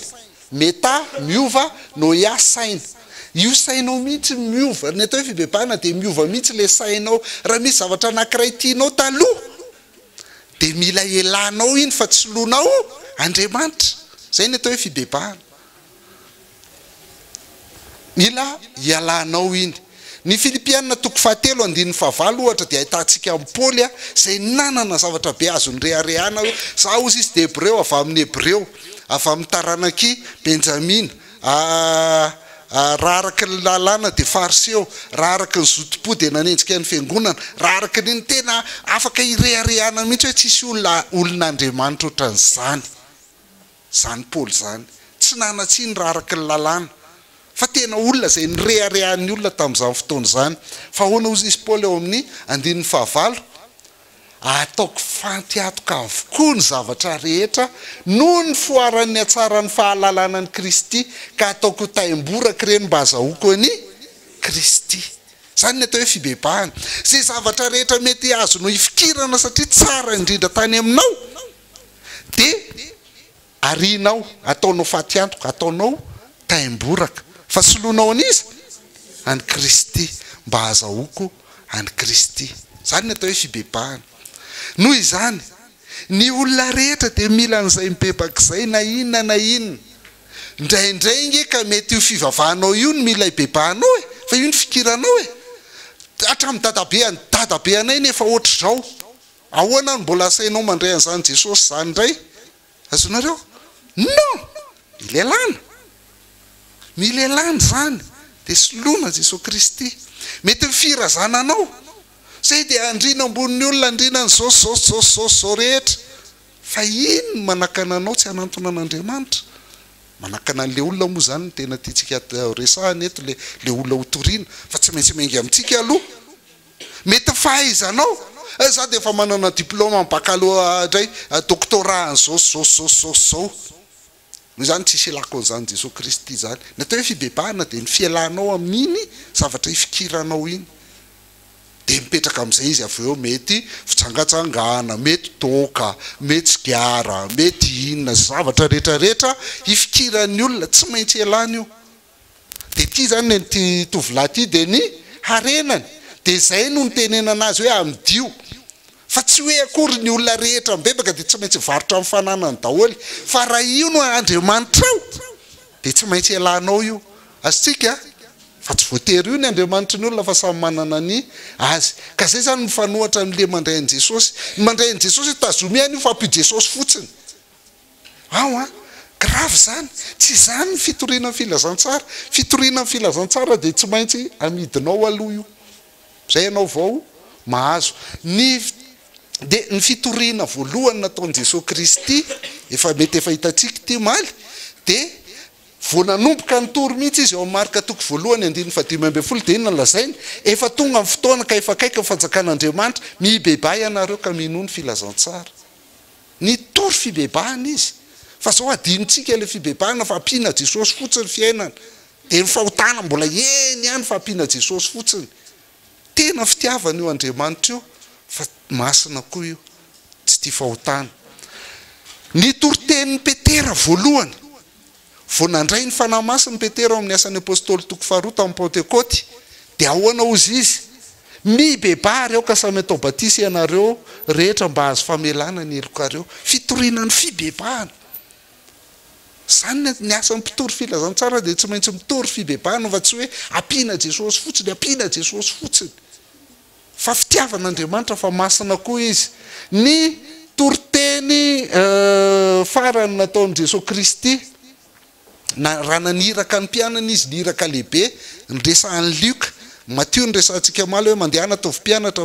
ny firenena rehetra fa nihiraka lehibe nataon'i Jesosy Kristy eo amin'ny Luka toko 4:20 dia hoe ary hotoriana amin'ny anarany fibebahana sy famelan-keloka amin'ny firenena rehetra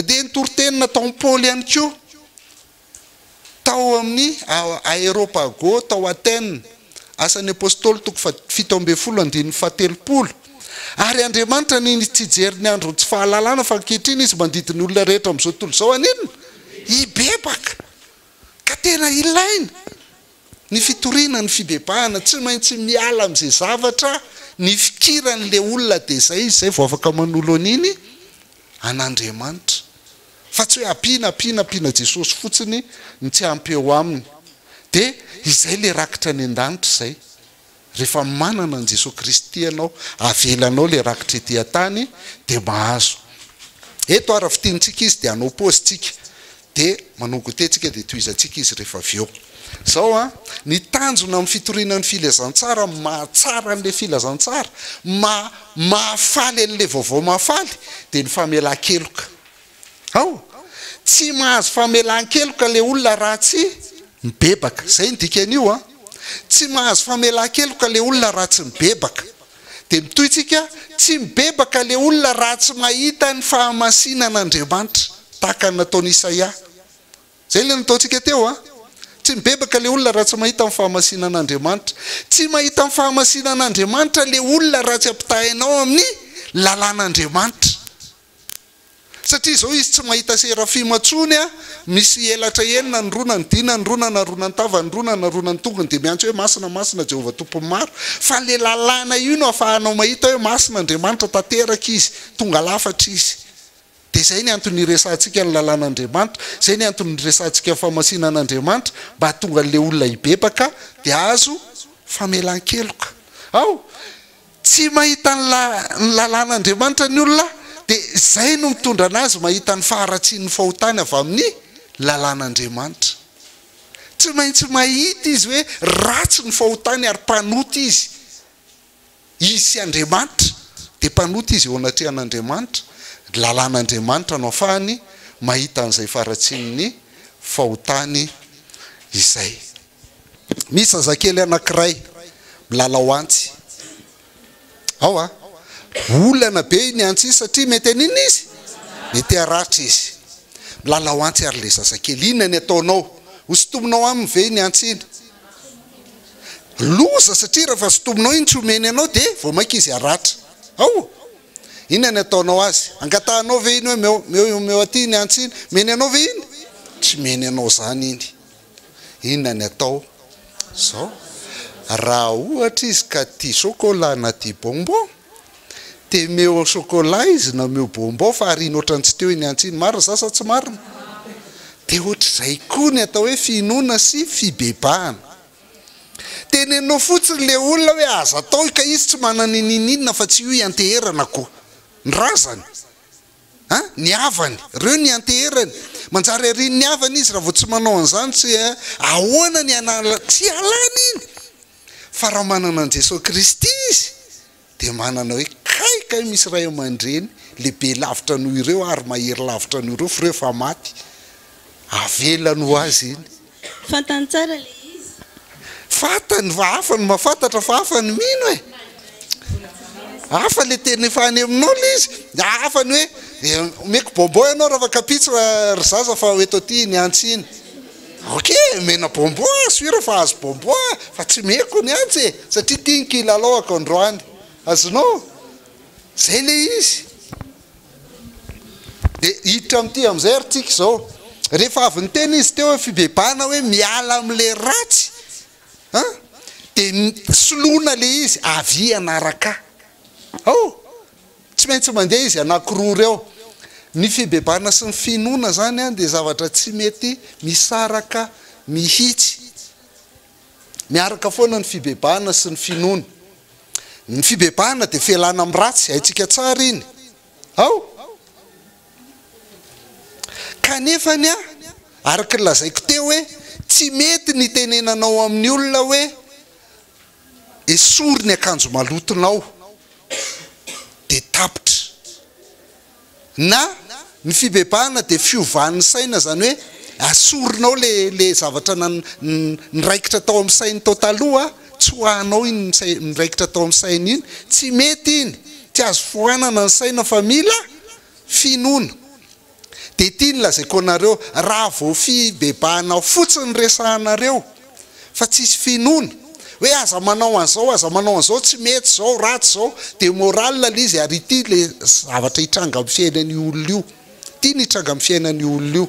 Matio 2:7 sy 4:7 raha mivoaka amin'ny olona ny fanahy maloto satria izy zany nasainao mibebaka dia mibebaka mivoaka amin'ny olona ny fanahy maloto dia mandeha mitety tany tsy misy rano izy mitady fitsaharana fa tsy mahita dia hoy izy dia any an-trano koa ary no tonga izy dia hitany fa foana ny trano sady voafafa ny voavoatra ary dia mandeha izy ka mitondra inao zay fa na fito hafa koa miaraka aminy izay ratsy noho izy dia miditra ireo ka mitoetrao ary faran'izany olo zany dia tonga ratsy noho ny voalohany mora kely amintsika foana no miteny amin'le olona hoe mibebay ianao miala amin'io fa tsy mety io ratsy io sy ny ohatr'izao fa raha zay fotsiny ny teneninao fa tsy ampianao finoana dia ho ratsy noho ny voalohany ny fifarany olona io tsy mety ary tsy hiala amin'izany izy tsy maintsy soloinao kilalao tiany le antsy lalaovin'iny mba hatonga anazy anaren'iny. Tanareo ny Paoly teo Filipianina 4:9 matoa ataony fatiantoka ny zavatra rehetra ataony taimboraka dia noho ny fioaran'ny hatsaran'ny fahalalana ny Kristy fatany loatra le Kristy tena tia loatra hainy loatra dia nariny ny rehetra fa ny olona rehetra inge voateony namantsika ny teny dia ahoana moa zany ny any am-piangonana fa ngary ny any am-piangonana rehetra tsy mahalala an Jesosy daholo fa manahoana ny fiainany malala inge mbola zazakely inge dia nampianarina sekoly alahady efa manahoana ny fiainany zay ny ilaina fitoriana ny filazantsara azontsika zay ny ilaina fitoriana ny filazantsara fa tsy hoe efa fatany zany efa nampanarina azy hatrambola kely de zay le nanoronatsika le zavatra nitenen'i Jesosy Kristy teo zavatra efa haitsika zany fa tsy ataotsika eto am'izay tsika zany teny ny atao hoe conversion de tiany famitinana ny atao hoe conversion Tesalonianina voalohany toko voalohany 9:7 zao ny sary apetrako ity ilay ity le zavatra fikirako mety areny io mety voly io mety fahaizako io mety fiangonako io mety fivavahako io mety fiandrianako io mety ny atsaratarehako io mety ny inako io samy fikirany olona mety fahotany io mety rehetrarehetra tiany le sampoko zany de ry Andriamanitra de atoroko atsika azavaintsika ny atao hoe conversion na fibebana sy finoana ireny no milaza aminay de ny fidirana azonay aty aminareo sy ny alanareo tamin'ny sampy zay ny atao hoe fibebahana ty le zavatra tiako ifikirako de miala amin'io zay ny atao hoe fibebahana fa tsy ampy zay fa misy inona ny toyany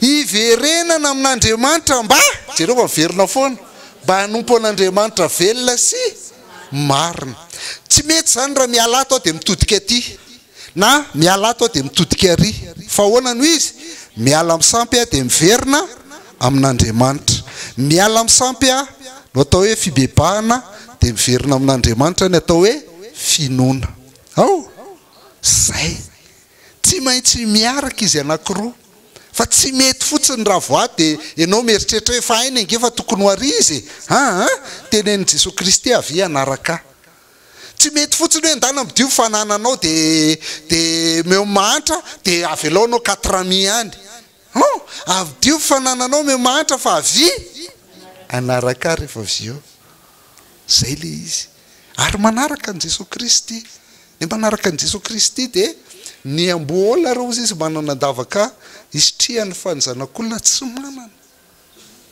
fa miaraka amin'ny Kristy de zay zany le finoana avy minoa meo ansainao ny fitiavanao fa katoavanao fa satria efa natolotra anao ny aiko de mitodika any amin'ny Jesosy Kristy miankina amin'ny Jesosy Kristy zay no natonga amin'ny Paoly ny teny amin'ity Korintianina voalohany toko 2:2 hoe zao izy Paoly raha tany aminareo de tsy te halala ninina fa tsy zao ihany Jesosy Kristy indrindra fa izy voaompy teo amin'ny azo fijaliana zay ihany ny fantatro rehefa hitory ianao de zay ihany ny lalana zay ihany no lalana ary tsisy ilana an'io Jesosy Kristy io raha tsy fantany aloha fa mpanoty izy tsisy ilana an'io Jesosy Kristy io raha tsy fantany aloha fa mila mibebaka izy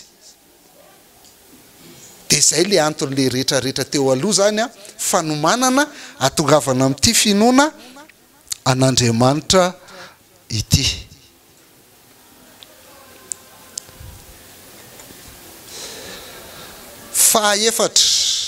faefatra toetra an'Andriamanitra voalohany de ny lalàn'Andriamanitra faharoa fibebahana amin'Andriamanitra fahatelo finoana an'Andriamanitra faefatra amin'ny afatra nataon'i Jesosy Kristy de fahadimy zany ty hoe fahazahoana antoka ny faneken'Andriamanitra mila mahazo antoka le olona hoe eken'Andriamanitra izy sa tsy eken'Andriamanitra de ny 9:20 am'le marika toko 10 de ny jombona teriny tarehany tamin'izany teny zany ka niala tamin'ny alaile izy satria nanana arena be de io ny lazaintsika hoe naombo ny fitoriana nataon'i Jesosy Kristy na tsy mibebaka ary ty olona ty satria azo ny antoka ny faneken'Andriamanitra azo ny antoka fa maninona izy tsy neken'Andriamanitra izy satria maninona tsy mibebaka ary tsy nino rehefa niala teo izy de fatany hoe aiza ny toerana misy azy amin'izao fotoana izao raha vao fatany zay toerana misy azy zay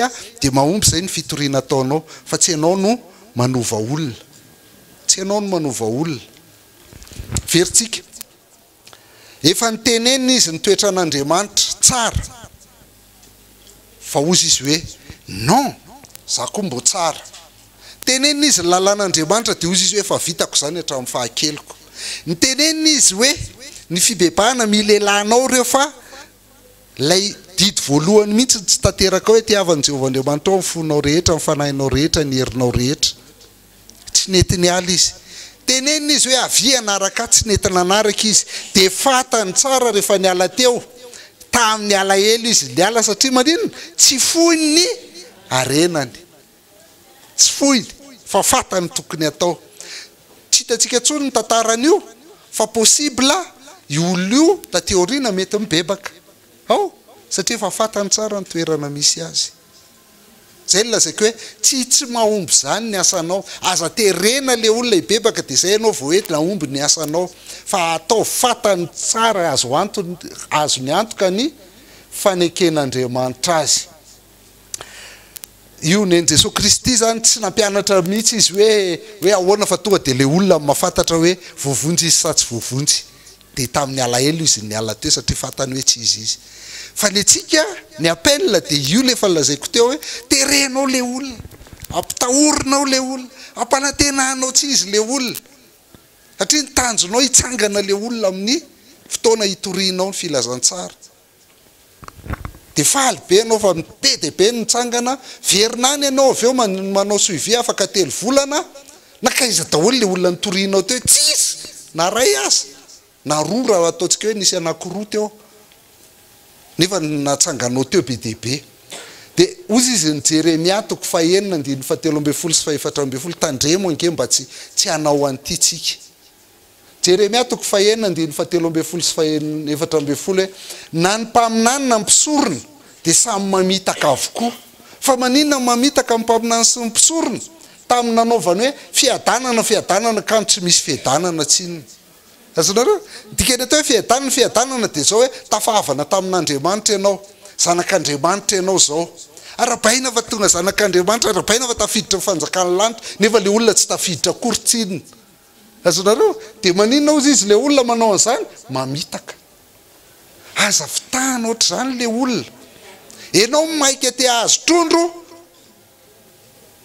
dia fozahorana ny azonao dia lazainao fa nahazo trondro be dehibe ianao fa tsy trondro reny ro manimba trondro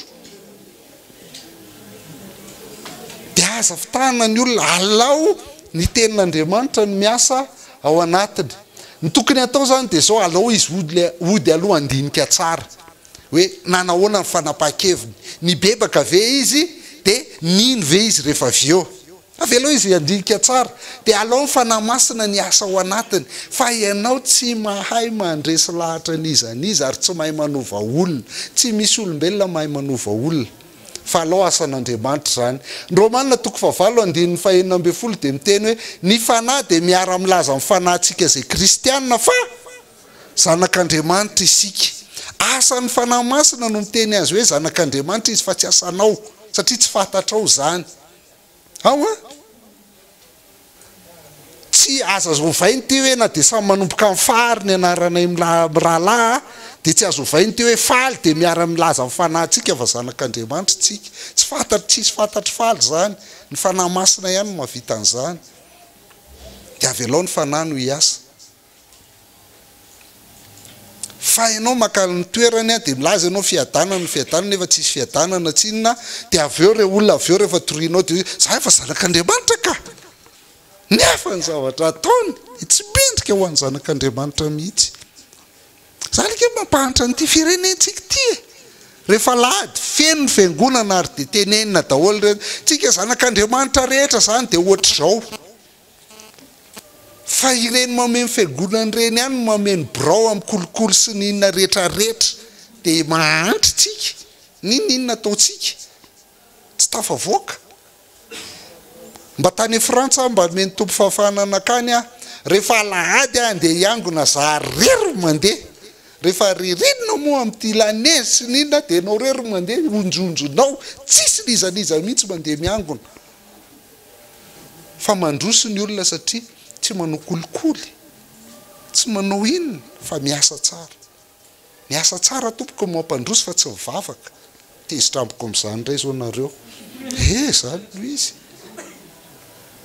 Jeremia 9:7 miteny hoe ny fo dia mamitaka mihoatra noho ny zavatra rehetra fa na mitomany ary le olona dia tsy pirofo ny fibebahany zany fa firifiry nefa nytomany e firifiry nefa nytomany mahamitaka io fo io aza miankina amin'io fo io raha ny fanontanian'le olona teo hoe inona ny ataoko mba hovonjena zay ny fanontaniany ty tovolahy ty ny tena marina tokony apetrany dia zao hoe ahoana anao fatarako fa vovonjy aho satria tsisy atao avonjy ianao tsisy atao mila mpahamonjy ianao fa tsisy azonao atao avonjy ianao fa raha ohatra ka nisy azonao atao avonjy ianao a dia tsy nila nidina tonga olombelona Jesosy Kristy fa janona tany an-danitra ihany ny lalana rangeta ny volameny atao inona no hiteraka ny tranon'ombo nefany a ianao a ny lamina tsara fiainanao satria tsy misy olona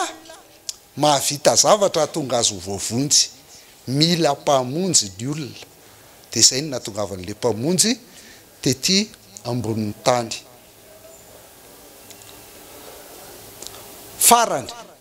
farany fa somary mbola enjakenjany ty a mety tsy vitako amin'ny 12 io fa mihoatra kely tsika ana mihoatra kely tsika ny tsy maintsy akinana amin'Andriamanitra foana raha efa mitory filazantsara ianao a dia tsy maintsy miankina hatrany amin'Andriamanitra tsy maintsy miankina amin'Andriamanitra satria tsy mahavita ininona ianao tsy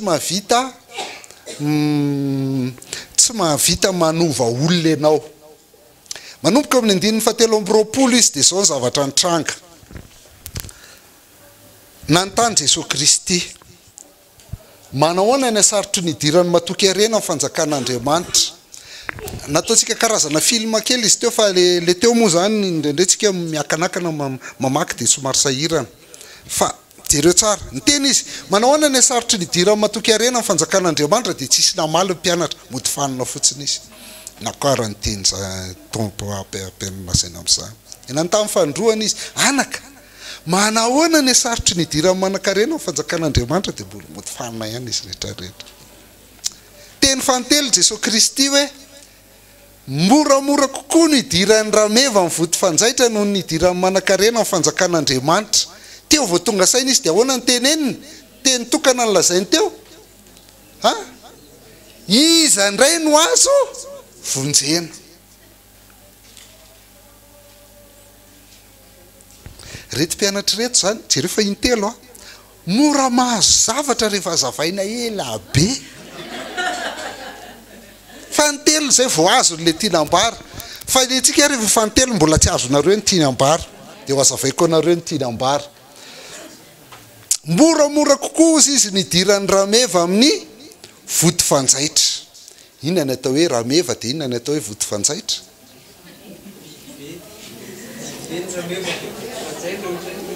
fa misy olona manko manao an'izao hoe ny rameva zany a ny vody fanjaitra zany dia vavahady tao Jerosalema hony za aloha mbola tsy tany dia tsy fantatra na misy an'izany na tsisy dia le rameva zany tsy maintsy mandohalika zay vao tafiditra ao dia tsy maintsy mila fanetretena zany raha izay no izy dia ahoana fanontaniany mpianatra iza indray no mpianatra nahazo anazy tsara rehefa nazavainy ela be satria raha ataontsika vavahady ny vody fanjaitra dia ny rameva koa azo adika hoe rehefa mamaky DM nareo indrindra le DM voalohany dia ny rameva koa azo atao hoe tady mahazaka ahoana mora ve nidiran'ny tady mahazaka ao vavahady na vavahady kely ohatran'ny ty ary sasarotra mora noho izany ny vody fanjaitra ve vavahady sa vody fanjaitra tena vody fanjaitra ny lazainy Jesosy Kristy amin'io ao ary ny rameva ve rameva sa tady mahazaka tena le biby be indrindra tany amin'ny zareo no lazainy amin'io ary le lavaka kely indrindra nyresahany an'io azo ny mpianatra tsara ny tiany lazaina dia izay natonga ny mpianatra nanontany hoe iza indray zany no azo vonjena hoe tsy possible zany ozy ny mpianatra le biby farangeza indrindra eto ambonin'ny tany ve atsofoka ny lavaka farankely indrindra dia tsy possible mahazava be ty teny gasy ty impossible tsisy gasy sy mahany io impossible amin'ny mampiditra biby be ao anaty lavaka kely ary nahavaditsika ary mbola impossible ihany mampiditra fanjaitra ao anatin'ny vodin-drameva mahazo taka marary ianao ka zay zavatra tiany resahany eto dia azo ny mpianatra le izy hoe tsisy olona azo vonjena raha izany maninona tsy misy olona azo vonjena satria zay lazain'ity Jeremia 7:12 ty andininy 7:20 aona ny lazain'ny Jeremia 7:20 andininy 7:20 maova ny ody ve ny Etiopianina ary léopard aveo maova ny sorany maova sa tsy maova ohatrany navita ihany ny Michael Jackson na fa zay ny nafaty azy déshydraté izy tsy maintsy afanaina sy asiana rano am'le ihany iny le odiny fotsifotsy iny fa tsy possible zany léopard ny misy tempetipetina anina reny dia hokikisanao amin'ny pays de fer ave dia hialy petipetina maintimainty iny tsy possible impossible mitovy amin'ny mampiditra rameva ao anaty vody fanjaitra raha possible zany ozy izy dia iny raha izany dia mahazo manao ny tsara koa ianareo efa zatra nanao ny ratsy tsisy olona mavita tanana zatra mitsotra tsy azo vokina tsony rehefa zatra manao ny ratsy ianareo tsy afaka mavita manao ny tsara tsy misy olona mavita an'izany na ray azy fa ka azo ve tsika treto ny fanontaniana hoe iza ndray ny azo vonjena dia valiny tsisy tokoa ahoana ny fomba ampidiranao raha meva anaty vody fanjaitra nefa Efesianina 2:2 mamaly azy tsara hoe fa maninona no impossible zany dia misy soramandry amin'ny ianareo io ianareo dia efa novelominy zany hoe tsisy elio le tena izy amin'ny nandroatan'ny Paoly azy fony mbola maninona ozy izy maty ny fahadisoanareo sy ny fahotanareo ka itsika mpanota ty io mpanao ratsy ty maninontsika zany raraka an'io amintsika manao fahotana sy fahadisoana dia maninontsika maty tao ary tsika ifakahazo inona ny azo maty atao manakenda mampitahotra tsisy azo maty atao na tenenina maty ve afaka misafidy mety afaka izy tamin'izy mbola tsy maty ka hoe ary alevona fa tsy ary tsy zay dia manaraka ny afatry matsika hoe ary zany izy alevona fa raha iny raha tany ty ary izy ka alevitsika ary dia nisy maty ve nandondona an'le vatapaty efa hoe tsy ty ho azafa ary nisy za ve tsisy fa itsika mieritreritra foana hoe antsika dia afaka misafidy tsika dia misafidy fa maty engetsika ny olona hitorianao ny filazantsara zany dia olona maty ozy izy Jesosy Kristy eo amin'ny Jaona 1:5 hoe tsy misy mahay manantona raha tsy tao amin'ny ray izay naniraka ndikany hoe tao amin'ny ray dia sotomin'Andriamanitra dia ianao manao ohatr'izao zany fa tsy tadidinareo zany fa tamintsika mbola tsy pino dia nitenenina foana ino Jesosy Kristy fa tsy nety ianao marina zasa tsy marina inandrariko zany sy inona fa tamin'ny andro anankiray tsy fantatrao tsy napozinao inona nahazo anao fa nanaiko azy ianao azonao io satria mbola maty ianao tamin'ny voalohany Jaona 2:2 sy 7:12 ao aitsika ny Jaona 2:2 toy izy atsika hatramin'ny 7:12 iza mahay alefa miara miteny mafy be zay rehetra nandray azy isa 2-3 tra nandray azy dia nomeny hery ho tonga zanak'Andriamanitra dia zay mino ny anarany dia ireo zay zany foana ao antsika rehefa mamaky baiboly zay tiatsika ihany vakitsika fa zay tsy tiatsika tsy vakitsika dia vakitsika ny 7:12 zay rehetra nandray an Jesosy Kristy zany dia nomeny hery ho tonga zanak'Andriamanitra dia ireo zay mino ny anarany iza le mino ny anarany ireo tsy nateraky ny rana ny sitrapon'ny nofo na ny sitrapon'ny olona fa inona ndikany hoe nateraky ny ra nateraky ny raha dia zao satria raha gasy ny raha ny dadanao sy ny mamanao dia gasy koa ianao zany ao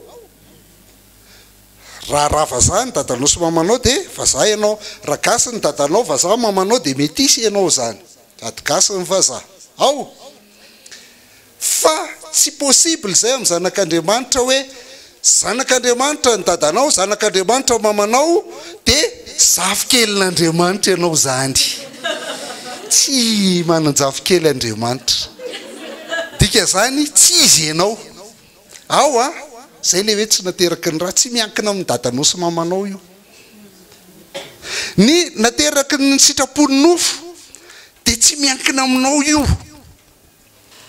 tsy miankina aminao io iza ny safidy ny dada sy mamany atsangany ny tanana raha mba tianao kokoa hoe tsy aloha zanaka filoham-pirenena tsy voatery miteny an'le zao tsy zanaka filoham-pirenena fa tsisy safidy ny ray aman-dreniny zany tsisy safidy rehefa nateraky ianao dia zanaka noho izany tsy sitrapony nofo ary tsy sitrapony olona dika zany hoe tsy sitrapony olona dia tsy sitrapony le mpitory filazantsara na le pastera na le mpampianatra fa matetika ianao no mpitory dia sitraponao ny teraka le olona dia terenao fotsiny le olona ho lasa zanak'Andriamanitra fa ozy izy eto hoe tsy sitrapony olona fa asan'Andriamanitra zany ny anjaranao dia maninona fotsiny manambara ny filazantsara fotsiny ihany ny asanao manambara ny lalam-pamonjena satria olona torianao io dia olona maty resantsika eo dia olona velona mandehandeha le itorianao fa tsy hoe rehefa maty ndray dadabe dia zay vao hoe mibeba mihitsy anao ry dadabe mavera tsy zay le resaka eto fa olona velona mandehandeha io saingy tsy manana ny Jesosy Kristy toy izany ny lazainy hoe maty ara-panahy zany ny olona itoritsika ny filazantsara Jaona 9:20 dia eto amin'izay tsika tsy misy olona mahavita mandresy lahatra olona fa eto izy raha tonga ny mpananatra dia fanamasiny zany dia izy ny ampaiky zao tontolo zao ny fahotana sy fahamarinana ary ny fitsarana ny anjaranao dia miteny ny filazantsara fotsiny ihany fa asan'Andriamanitra mampiaiky an'le olona rehefa avy eo satria ny olona hitorianao ny filazantsara dia olona maty ohatra dia dia jereo ny zavatra anaovan'Andriamanitra anazy Ezekiel 4:30 omeko fo vaovao ianareo ary fanahy vaovao no ataoko ao anatinareo ary esoriko ao amin'ny nofinareo ny fo vato ka omeko fo nofo iza daholo manao an'le zavatra ao anatin'io Andriamanitra mahay manova ny fo ny olona fo vato lasa fo nofo fa tsy ianao mpitory filazantsara fa asan'Andriamanitra zany ny anjaranao dia manambara ihany satria ianao dia mitory amin'ny olona maty zay le hoe tsy maintsy ankinana amin'Andriamanitra mandrakariva rehefa mitory filazantsara avy amin'Andriamanitra tsy inona ny finoana avy amin'Andriamanitra ny finoana Efesianina 2:2 ao miaraka miteny tsika fa itsika io fa fahasoavana no isa 2:3 tsy ava aminareo zany fa tsy ava amin'ny asa fa ndreo misy ajantsika eo fotsiny dia ampy fahasoavana namonjenanareo amin'ny finoana tsy ava aminareo zany fahasoavana zany tsy ava aminareo zany famonjeny zany ary tsy ava aminareo zany finoana zany fa inona fanomezana avy amin'Andriamanitra tsy avy amin'ny asa fa ndreo nareo nanjary mizesta zay le fitentsika azy hoe jary mizesta finoana zany dia avy amin'Andriamanitra fahasoavana avy amin'Andriamanitra ary famonjena dia avy amin'Andriamanitra mibeba ianao ary minoany Jesosy Kristy fa raha bebaka izy tsy mino dia asan'Andriamanitra zany fa tsy asanao asan'Andriamanitra zany raha mibebaka sy mino izy fa tsy asanao ary raha tsy mibebaka sy tsy mino izy zany dia an'Andriamanitra koa zany fa tsy anao ny anjaranao dia mitory fotsiny ny fahatsaran'Andriamanitra ny lalàn'Andriamanitra ny fibebahana amin'Andriamanitra ary ny finoana an'Andriamanitra zay ny asanao fa ny sisa an'Andriamanitra zany fa tsy anao. Avy amin'Andriamanitra ny finoana, avy amin'Andriamanitra koa ny fibebahana. Dia manontany efa Andriamanitra zany nanakana an'ity tovolahy ity tsy ino, tsy tompoko. Tsy izy nanakana le tovolahy tsy ino fa ny fahotany nangeja azy, ny fitiavany arena no nangeja azy. Zay natonga anazy ny ala teo tamin'ny ala elobe satria nanan-karena izy. Fitiavany arena no nangeja anazy dia zay natonga anazy tsy nety nino. Ka isika dia irahana hitory amin'ny maty. Nao ne jerentsika te Ezekiela 7:30 ny irahana hitory amin'ny maty ka manomboka amin'ny 9:4. Dia hoy indray izy tamiko, zao zany Ezekiela izasy anao mpitory ny filazantsara. Zay izasy anao mpitory filazantsara tahaka ny Ezekiela. Dia zao ny zavatra niran'Andriamanitra atsika. Hoy indray izy tamiko, maminany amin'reto taolany reto ka atao hoe ry taolamaina meno ny tenin'i Jehova. Zay zany nataontsika rehefa mitory filazantsara tsika. Amin'izy amin'ny taolamaina meno ny tenin'i Jehova. Izao ny lazain'i Jehova tompo amin'ireo taolan'ireo, indro asiko fofinainy ianareo ka ho velona, ary asiko ozatra ianareo ka hampaniriako nofo, ho sarona koditra ianareo ka ho velona, dia ho fantatrareo fa izano Jehova. Zay le nataontsika. Raha mibebaka mino an Jesosy Kristy sy mibebaka ianao dia velona lasa zanak'Andriamanitra ateraka indray. Vola maty ny resantsika an'izany maty ara-panahy. 10 dia na aminany arak'izay efa nandidiny ahy. Zay zany nataontsika rehefa nitenena mandehana ataovy mpianatra amin'ny firenena rehetra, dia na aminany arak'izay nandidiny ahy. Ka dia nidira ny fofinainy ireo ka velona, dia nijoro tamin'ny tongony izy marobe dia marobe tokoa. Haleloia. Dia raina ny tompo ny dikan'izany. Asan'Andriamanitra no mamelona, fa ny asantsika maninona fotsiny ihany? Milaza ny tenin'Andriamanitra. Milaza ny tenin'Andriamanitra, fa asan'Andriamanitra no mamelona. Zay ny tsy maintsy ankinana amin'Andriamanitra mandrakariva rehefa mitory ny filazantsara. Nandray zany tsika mieritreritra an'izao foana. Zao foana ny eritreretintsika rehefa mitory filazantsara, mitory amin'ny olona innocent, normal io, olona tsotra no toriko filazantsara. Tia ny eritreretintsika. Dia zao zavatra ataontsika hoe io olona io dia olona tsotra. Fa rehefa hitoriko filazantsara izy dia teneniko hoe misafidiana ny lalana ety, fa ety ny lalana makany amin'ny fiainana ka vitsy mahita azy, fa malalaka amin'ny makany amin'ny fahaverezana. Dia asaiko misafidy le olona iny. Dia raha ohatra izy ka makaty dia voavonjy izy, fa raha vao makaty izy dia very zany. Mialatsiny aminareo aho, fa tsy izao ny atao hoe fitoriana ny filazantsara. Le rangaty zany dia ny manozongozona foana ny ataony raharaha. Eny tompoko, satria olona io dia manino ozy isika? Maty. Tsy afaka hisafidy miakatra mihitsy izy. Sa efa nisy safidy lalana miakatra, ndao mba andramana alefa miainga daholy. Ndao miakatra daholy. Iza mavita? Tsisy. Efa maty raha teo. Zao ny marina. Tia ny fahotana dia tia ny famonjena. Tia zany le hoe ny ala tao anatin'ny maizina ho any fahazavany mahagaga. Tadidinareo le voalohany tantaran'ny aladainy teo. Ny olona rehetra dia ato daholy. Ary raha vao miteraka ianao dia ato le olona. Tia ny famonjena dia tia ny fahotana. Raha vao miteraka ianao dia iny izy iny, ireny izy ireny. Ato daholy izay teraka. Ireny izy ireny. Zay zanaka teraka rehetra mpanota daholy avy hatrany. Ato daholy izy. Fa rehefa hitorianao ny filazantsara izy ka miasa Andriamanitra mamelona azy, dia mifindra makato izy. Dia nitory indray ianao ndray mandeha, dia mibebaka iny dia nakatsy, tory indray ianao dia mibebaka iny dia nakatsy, tory indray ianao dia mibebaka iny dia nakatsy. Ary nitory ianao dia tsy mibebaka iny dia nijanona ato ihany.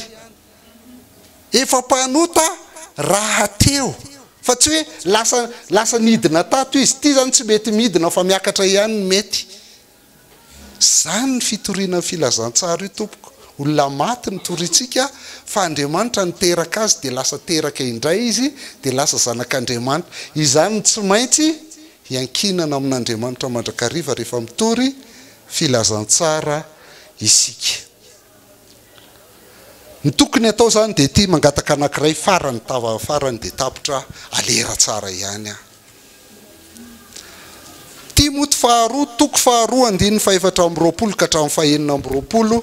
Ary tsy mety miady ny mpanompon'ny tompo. Tsy mety raha miady. Ary tsy mety raha miady ny mpanompon'ny tompo fa ho malemy fanahy amin'ny olona rehetra, mahay mampianatra, mahalefitra, mananatra ny mpanohitra amin'ny famiram-panahy.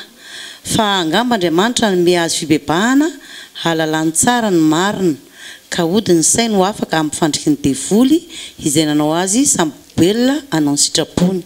Sotra tompoko. Inona zany ny tokony atao rehefa mitory filazantsara tsika? Ny voalohany aloha tsy tokony atao dia maninona? Tsy mety raha miady ny mpanompon'ny tompo. Fa ho inona izy? Faharoa, malemy fanahy. Fahatelo, mahay mampianatra. Fahaefatra, mahalefitra. Zay zany tokony atao. Tsy mety raha miady ny mpanompon'ny tompo fa malemy fanahy, mahay mampianatra ary mahalefitra. Dia inona ny toyany? Mananatra mpanohatra. Fa ngamba io dia ny saina mananatra mpanohatra dia ozy izy hoe fa manino? Fa angamba Andriamanitra nome azy azonareo ve dikan'izany? Angamba ny ataonao zany dia mampianatra, mahalefitra, amin'ny fahalemem-panahy. Fa angamba Andriamanitra dika angamba zany dia tsy tena fantatrao loatra zay vokany rehefa avy eo, fa ny asanao dia mitory amin'ny maty fotsiny. Angamba Andriamanitra nome azy fibebahana. Avaiza zany le fibebahana? Fa ny amin'Andriamanitra. Dia inona zany tsy maintsy ataonao? Miankina amin'Andriamanitra mandrakariva rehefa mitory filazantsara. Fa tsy terenao le olona ho lasa zanakao, fa lasa zanak'Andriamanitra. Dia Andriamanitra no miteraka azy. Verenantsika amin'izay dia zao zany mila mivavaka ho an'izay olona very rehetra tsika. Ny fanontaniana angamba ao anatiny io tsy ao eny ary io. Mivavaka ho an'ny olona very. Rehefa hitory filazantsara ianao aza dino mivavaka ho an'ireo olona hitorianao ny filazantsara ireo, satria angamba Andriamanitra nome azy fibebahana. Faharoa, mitory amin'ny maro indrindra zay azonao hitoriana rehetra any am-piasana, any am-piangonana, any am-pianarana, eny tsena, eny amin'izay rehetra mifanerasera aminao, any amin'ny fianakaviana, dia mitory amin'ny maro indrindra, satria tsy natao hivavaka fotsiny tsika fa natao hitory ny filazantsara. Ozy izy hoe mandehana mivavao any firenena rehetra. Sa velona zay? Mandehana ataovy mpianatra ny firenena rehetra ary mampianatra azy hitandrina zay rehetra nandidiko anareo. Noho izany dia mila mitory amin'ny rehetrarehetra. Rehefa avy eo indray vita ny fitorianao, angamba Andriamanitra nome azy fibebahana, dia mivavaka ao izay olona avy nitorianao ny filazantsara ianao mba Andriamanitra no hanome azy fibebahana. Rehefa mibebaka izy avy eo dia fifaliana be ho anao sy ho an'ny anjely any an-danitra, ho an'ny olona ray izay mibebaka.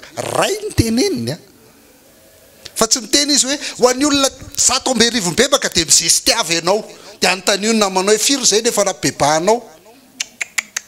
Tsy nahavitanao bebaka, tsy nisy olona nahavitanao bebaka, olona na ray aza. Fa asan'Andriamanitra zany.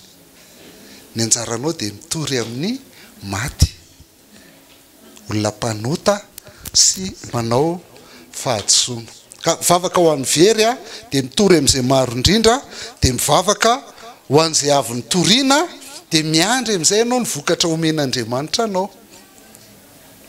Avy amin'Andriamanitra zany, angamba Andriamanitra nome azy fibebahana, dia miandry ianao, dia mifaly ianao amin'izay omeny eo. Fa na ray ary ny eo dia fifaliana be any an-danitra. Fa na 100 ary no mitsangana eo kanefa nampitahorinao sy nomenao fampanantenana sandoka, dia tsy misy anjely nome akory any an-danitra. Nandray ary natao lery fiadanana nefa tsisy tsinona. dia ianao ihany no mizesta na bebakolona be deaibe fa ny anjely tsisy mifaly ndao ara fitiantsika ny zavatra mitranga rehetra rehefa mitory filazantsara tahaka ny nataon'i Jesosy Kristy teto averiko tahaka ny nataon'i Jesosy Kristy teto inona avy mila ambara voalohany ny toetra n'Andriamanitra lay tsara masina fitiavana marina ao faharoa ny lalàn'Andriamanitra inona ny tanjon'ireo anankiroa ireo ny ahitan'ny olona fa mpanoty izy zay ny tena zava-dehibe ny tanjona dia ny ahitan'ny olona fa mpanoty izy tsy mpanota par rapport au mianina fa mpanoty eo anatrea n'Andriamanitra zay ny tanjona amin'ireo anankiroa ireo ary rehefa hitan'ilay olona fa mpanoty izy dia inona ny zavatra lazainao manaraka ny fibebahana amin'Andriamanitra ny fibebahana amin'Andriamanitra no resahanao manaraka inona ny dika zany fibebahana amin'Andriamanitra zany ny dika zany dia zao hoe mahita ny tenany hoe mpanoty izy dia mahita izy hoe tsy tonga iantsony maro ny Jesosy Kristy fa inona ny mpanota mba hibebaka ary rehefa avy mahita ny tenany fampanoty izy dia mila mpamonjy izy zay le tena tanjony nahatonga anazy hita hoe tena mila mpamonjy fa very mpanota dia rehefa mila mpamonjy izy dia ina amin'izay ny ataonao azy asainao mitodika any amin'ny Jesosy Kristy maty eo amin'ny hazo fijaliana ny solo azy izy zay ataonao resy lahatra amin'ny fahotana izy rehefa resy lahatra amin'ny fahotana izy dia mila mpamonjy dia rehefa mila mpamonjy izy dia asainao mitodika amin'ny Jesosy Kristy izay fitodiany amin'ny Jesosy Kristy izay maty ny solo azy teo amin'ny hazo fijaliana zay no antsona hoe zay no antsona hoe mbola manoratra nareo le fitodiany any amin'ny Jesosy Kristy no antsona hoe finoana an'Andriamanitra zay no antsona hoe finoana an'Andriamanitra dia rehefa voalazanao daholo ny toetra an'Andriamanitra mahita fa mpanoty izy dia mibebaka dia teneninao ny fibebahana amin'Andriamanitra dia rehefa miaiky ny adosona izy dia asainao mitodika any amin'ny Jesosy Kristy minoana Andriamanitra dia inona amin'izay manaraka rehefa avy eo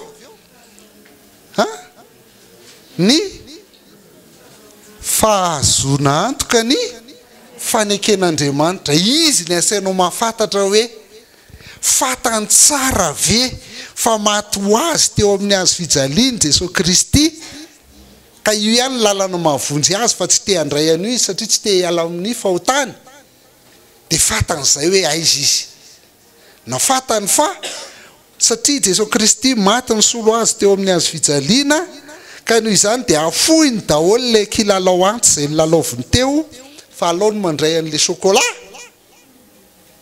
dia izy ihany ny fanahy ihany no miteny ao anatiny avy eo hoe zanak'Andriamanitra izy zanak'Andriamanitra izy dia mila mahazo antoka ka noho izany satria Andriamanitra no miteraka ny olona mahatonga ny olona ho lasa zanak'Andriamanitra dia inona ny ataontsika rehefa mitory filazantsara tsika tsy maintsy manila miankina amin'Andriamanitra foana tsy maintsy ankinana amin'Andriamanitra dia mba jereo ingeny fitoriana ny filazantsara inona ihany ny verimberina eo inona ny verimberina ny fitoriana ny filazantsara Andriamanitra na Jesosy Kristy no fototry ny filazantsara Jesosy Kristy fototry ny filazantsara tsy maintsy mihodina amin'ny Jesosy Kristy daholo zavatra rehetra na ny toetra n'Andriamanitra na ny lalàn'Andriamanitra na ny fibebahana amin'Andriamanitra na ny finoana an'Andriamanitra na ny fahazoana antoka ny faneken'Andriamanitra na ny tsy maintsy ankinana amin'Andriamanitra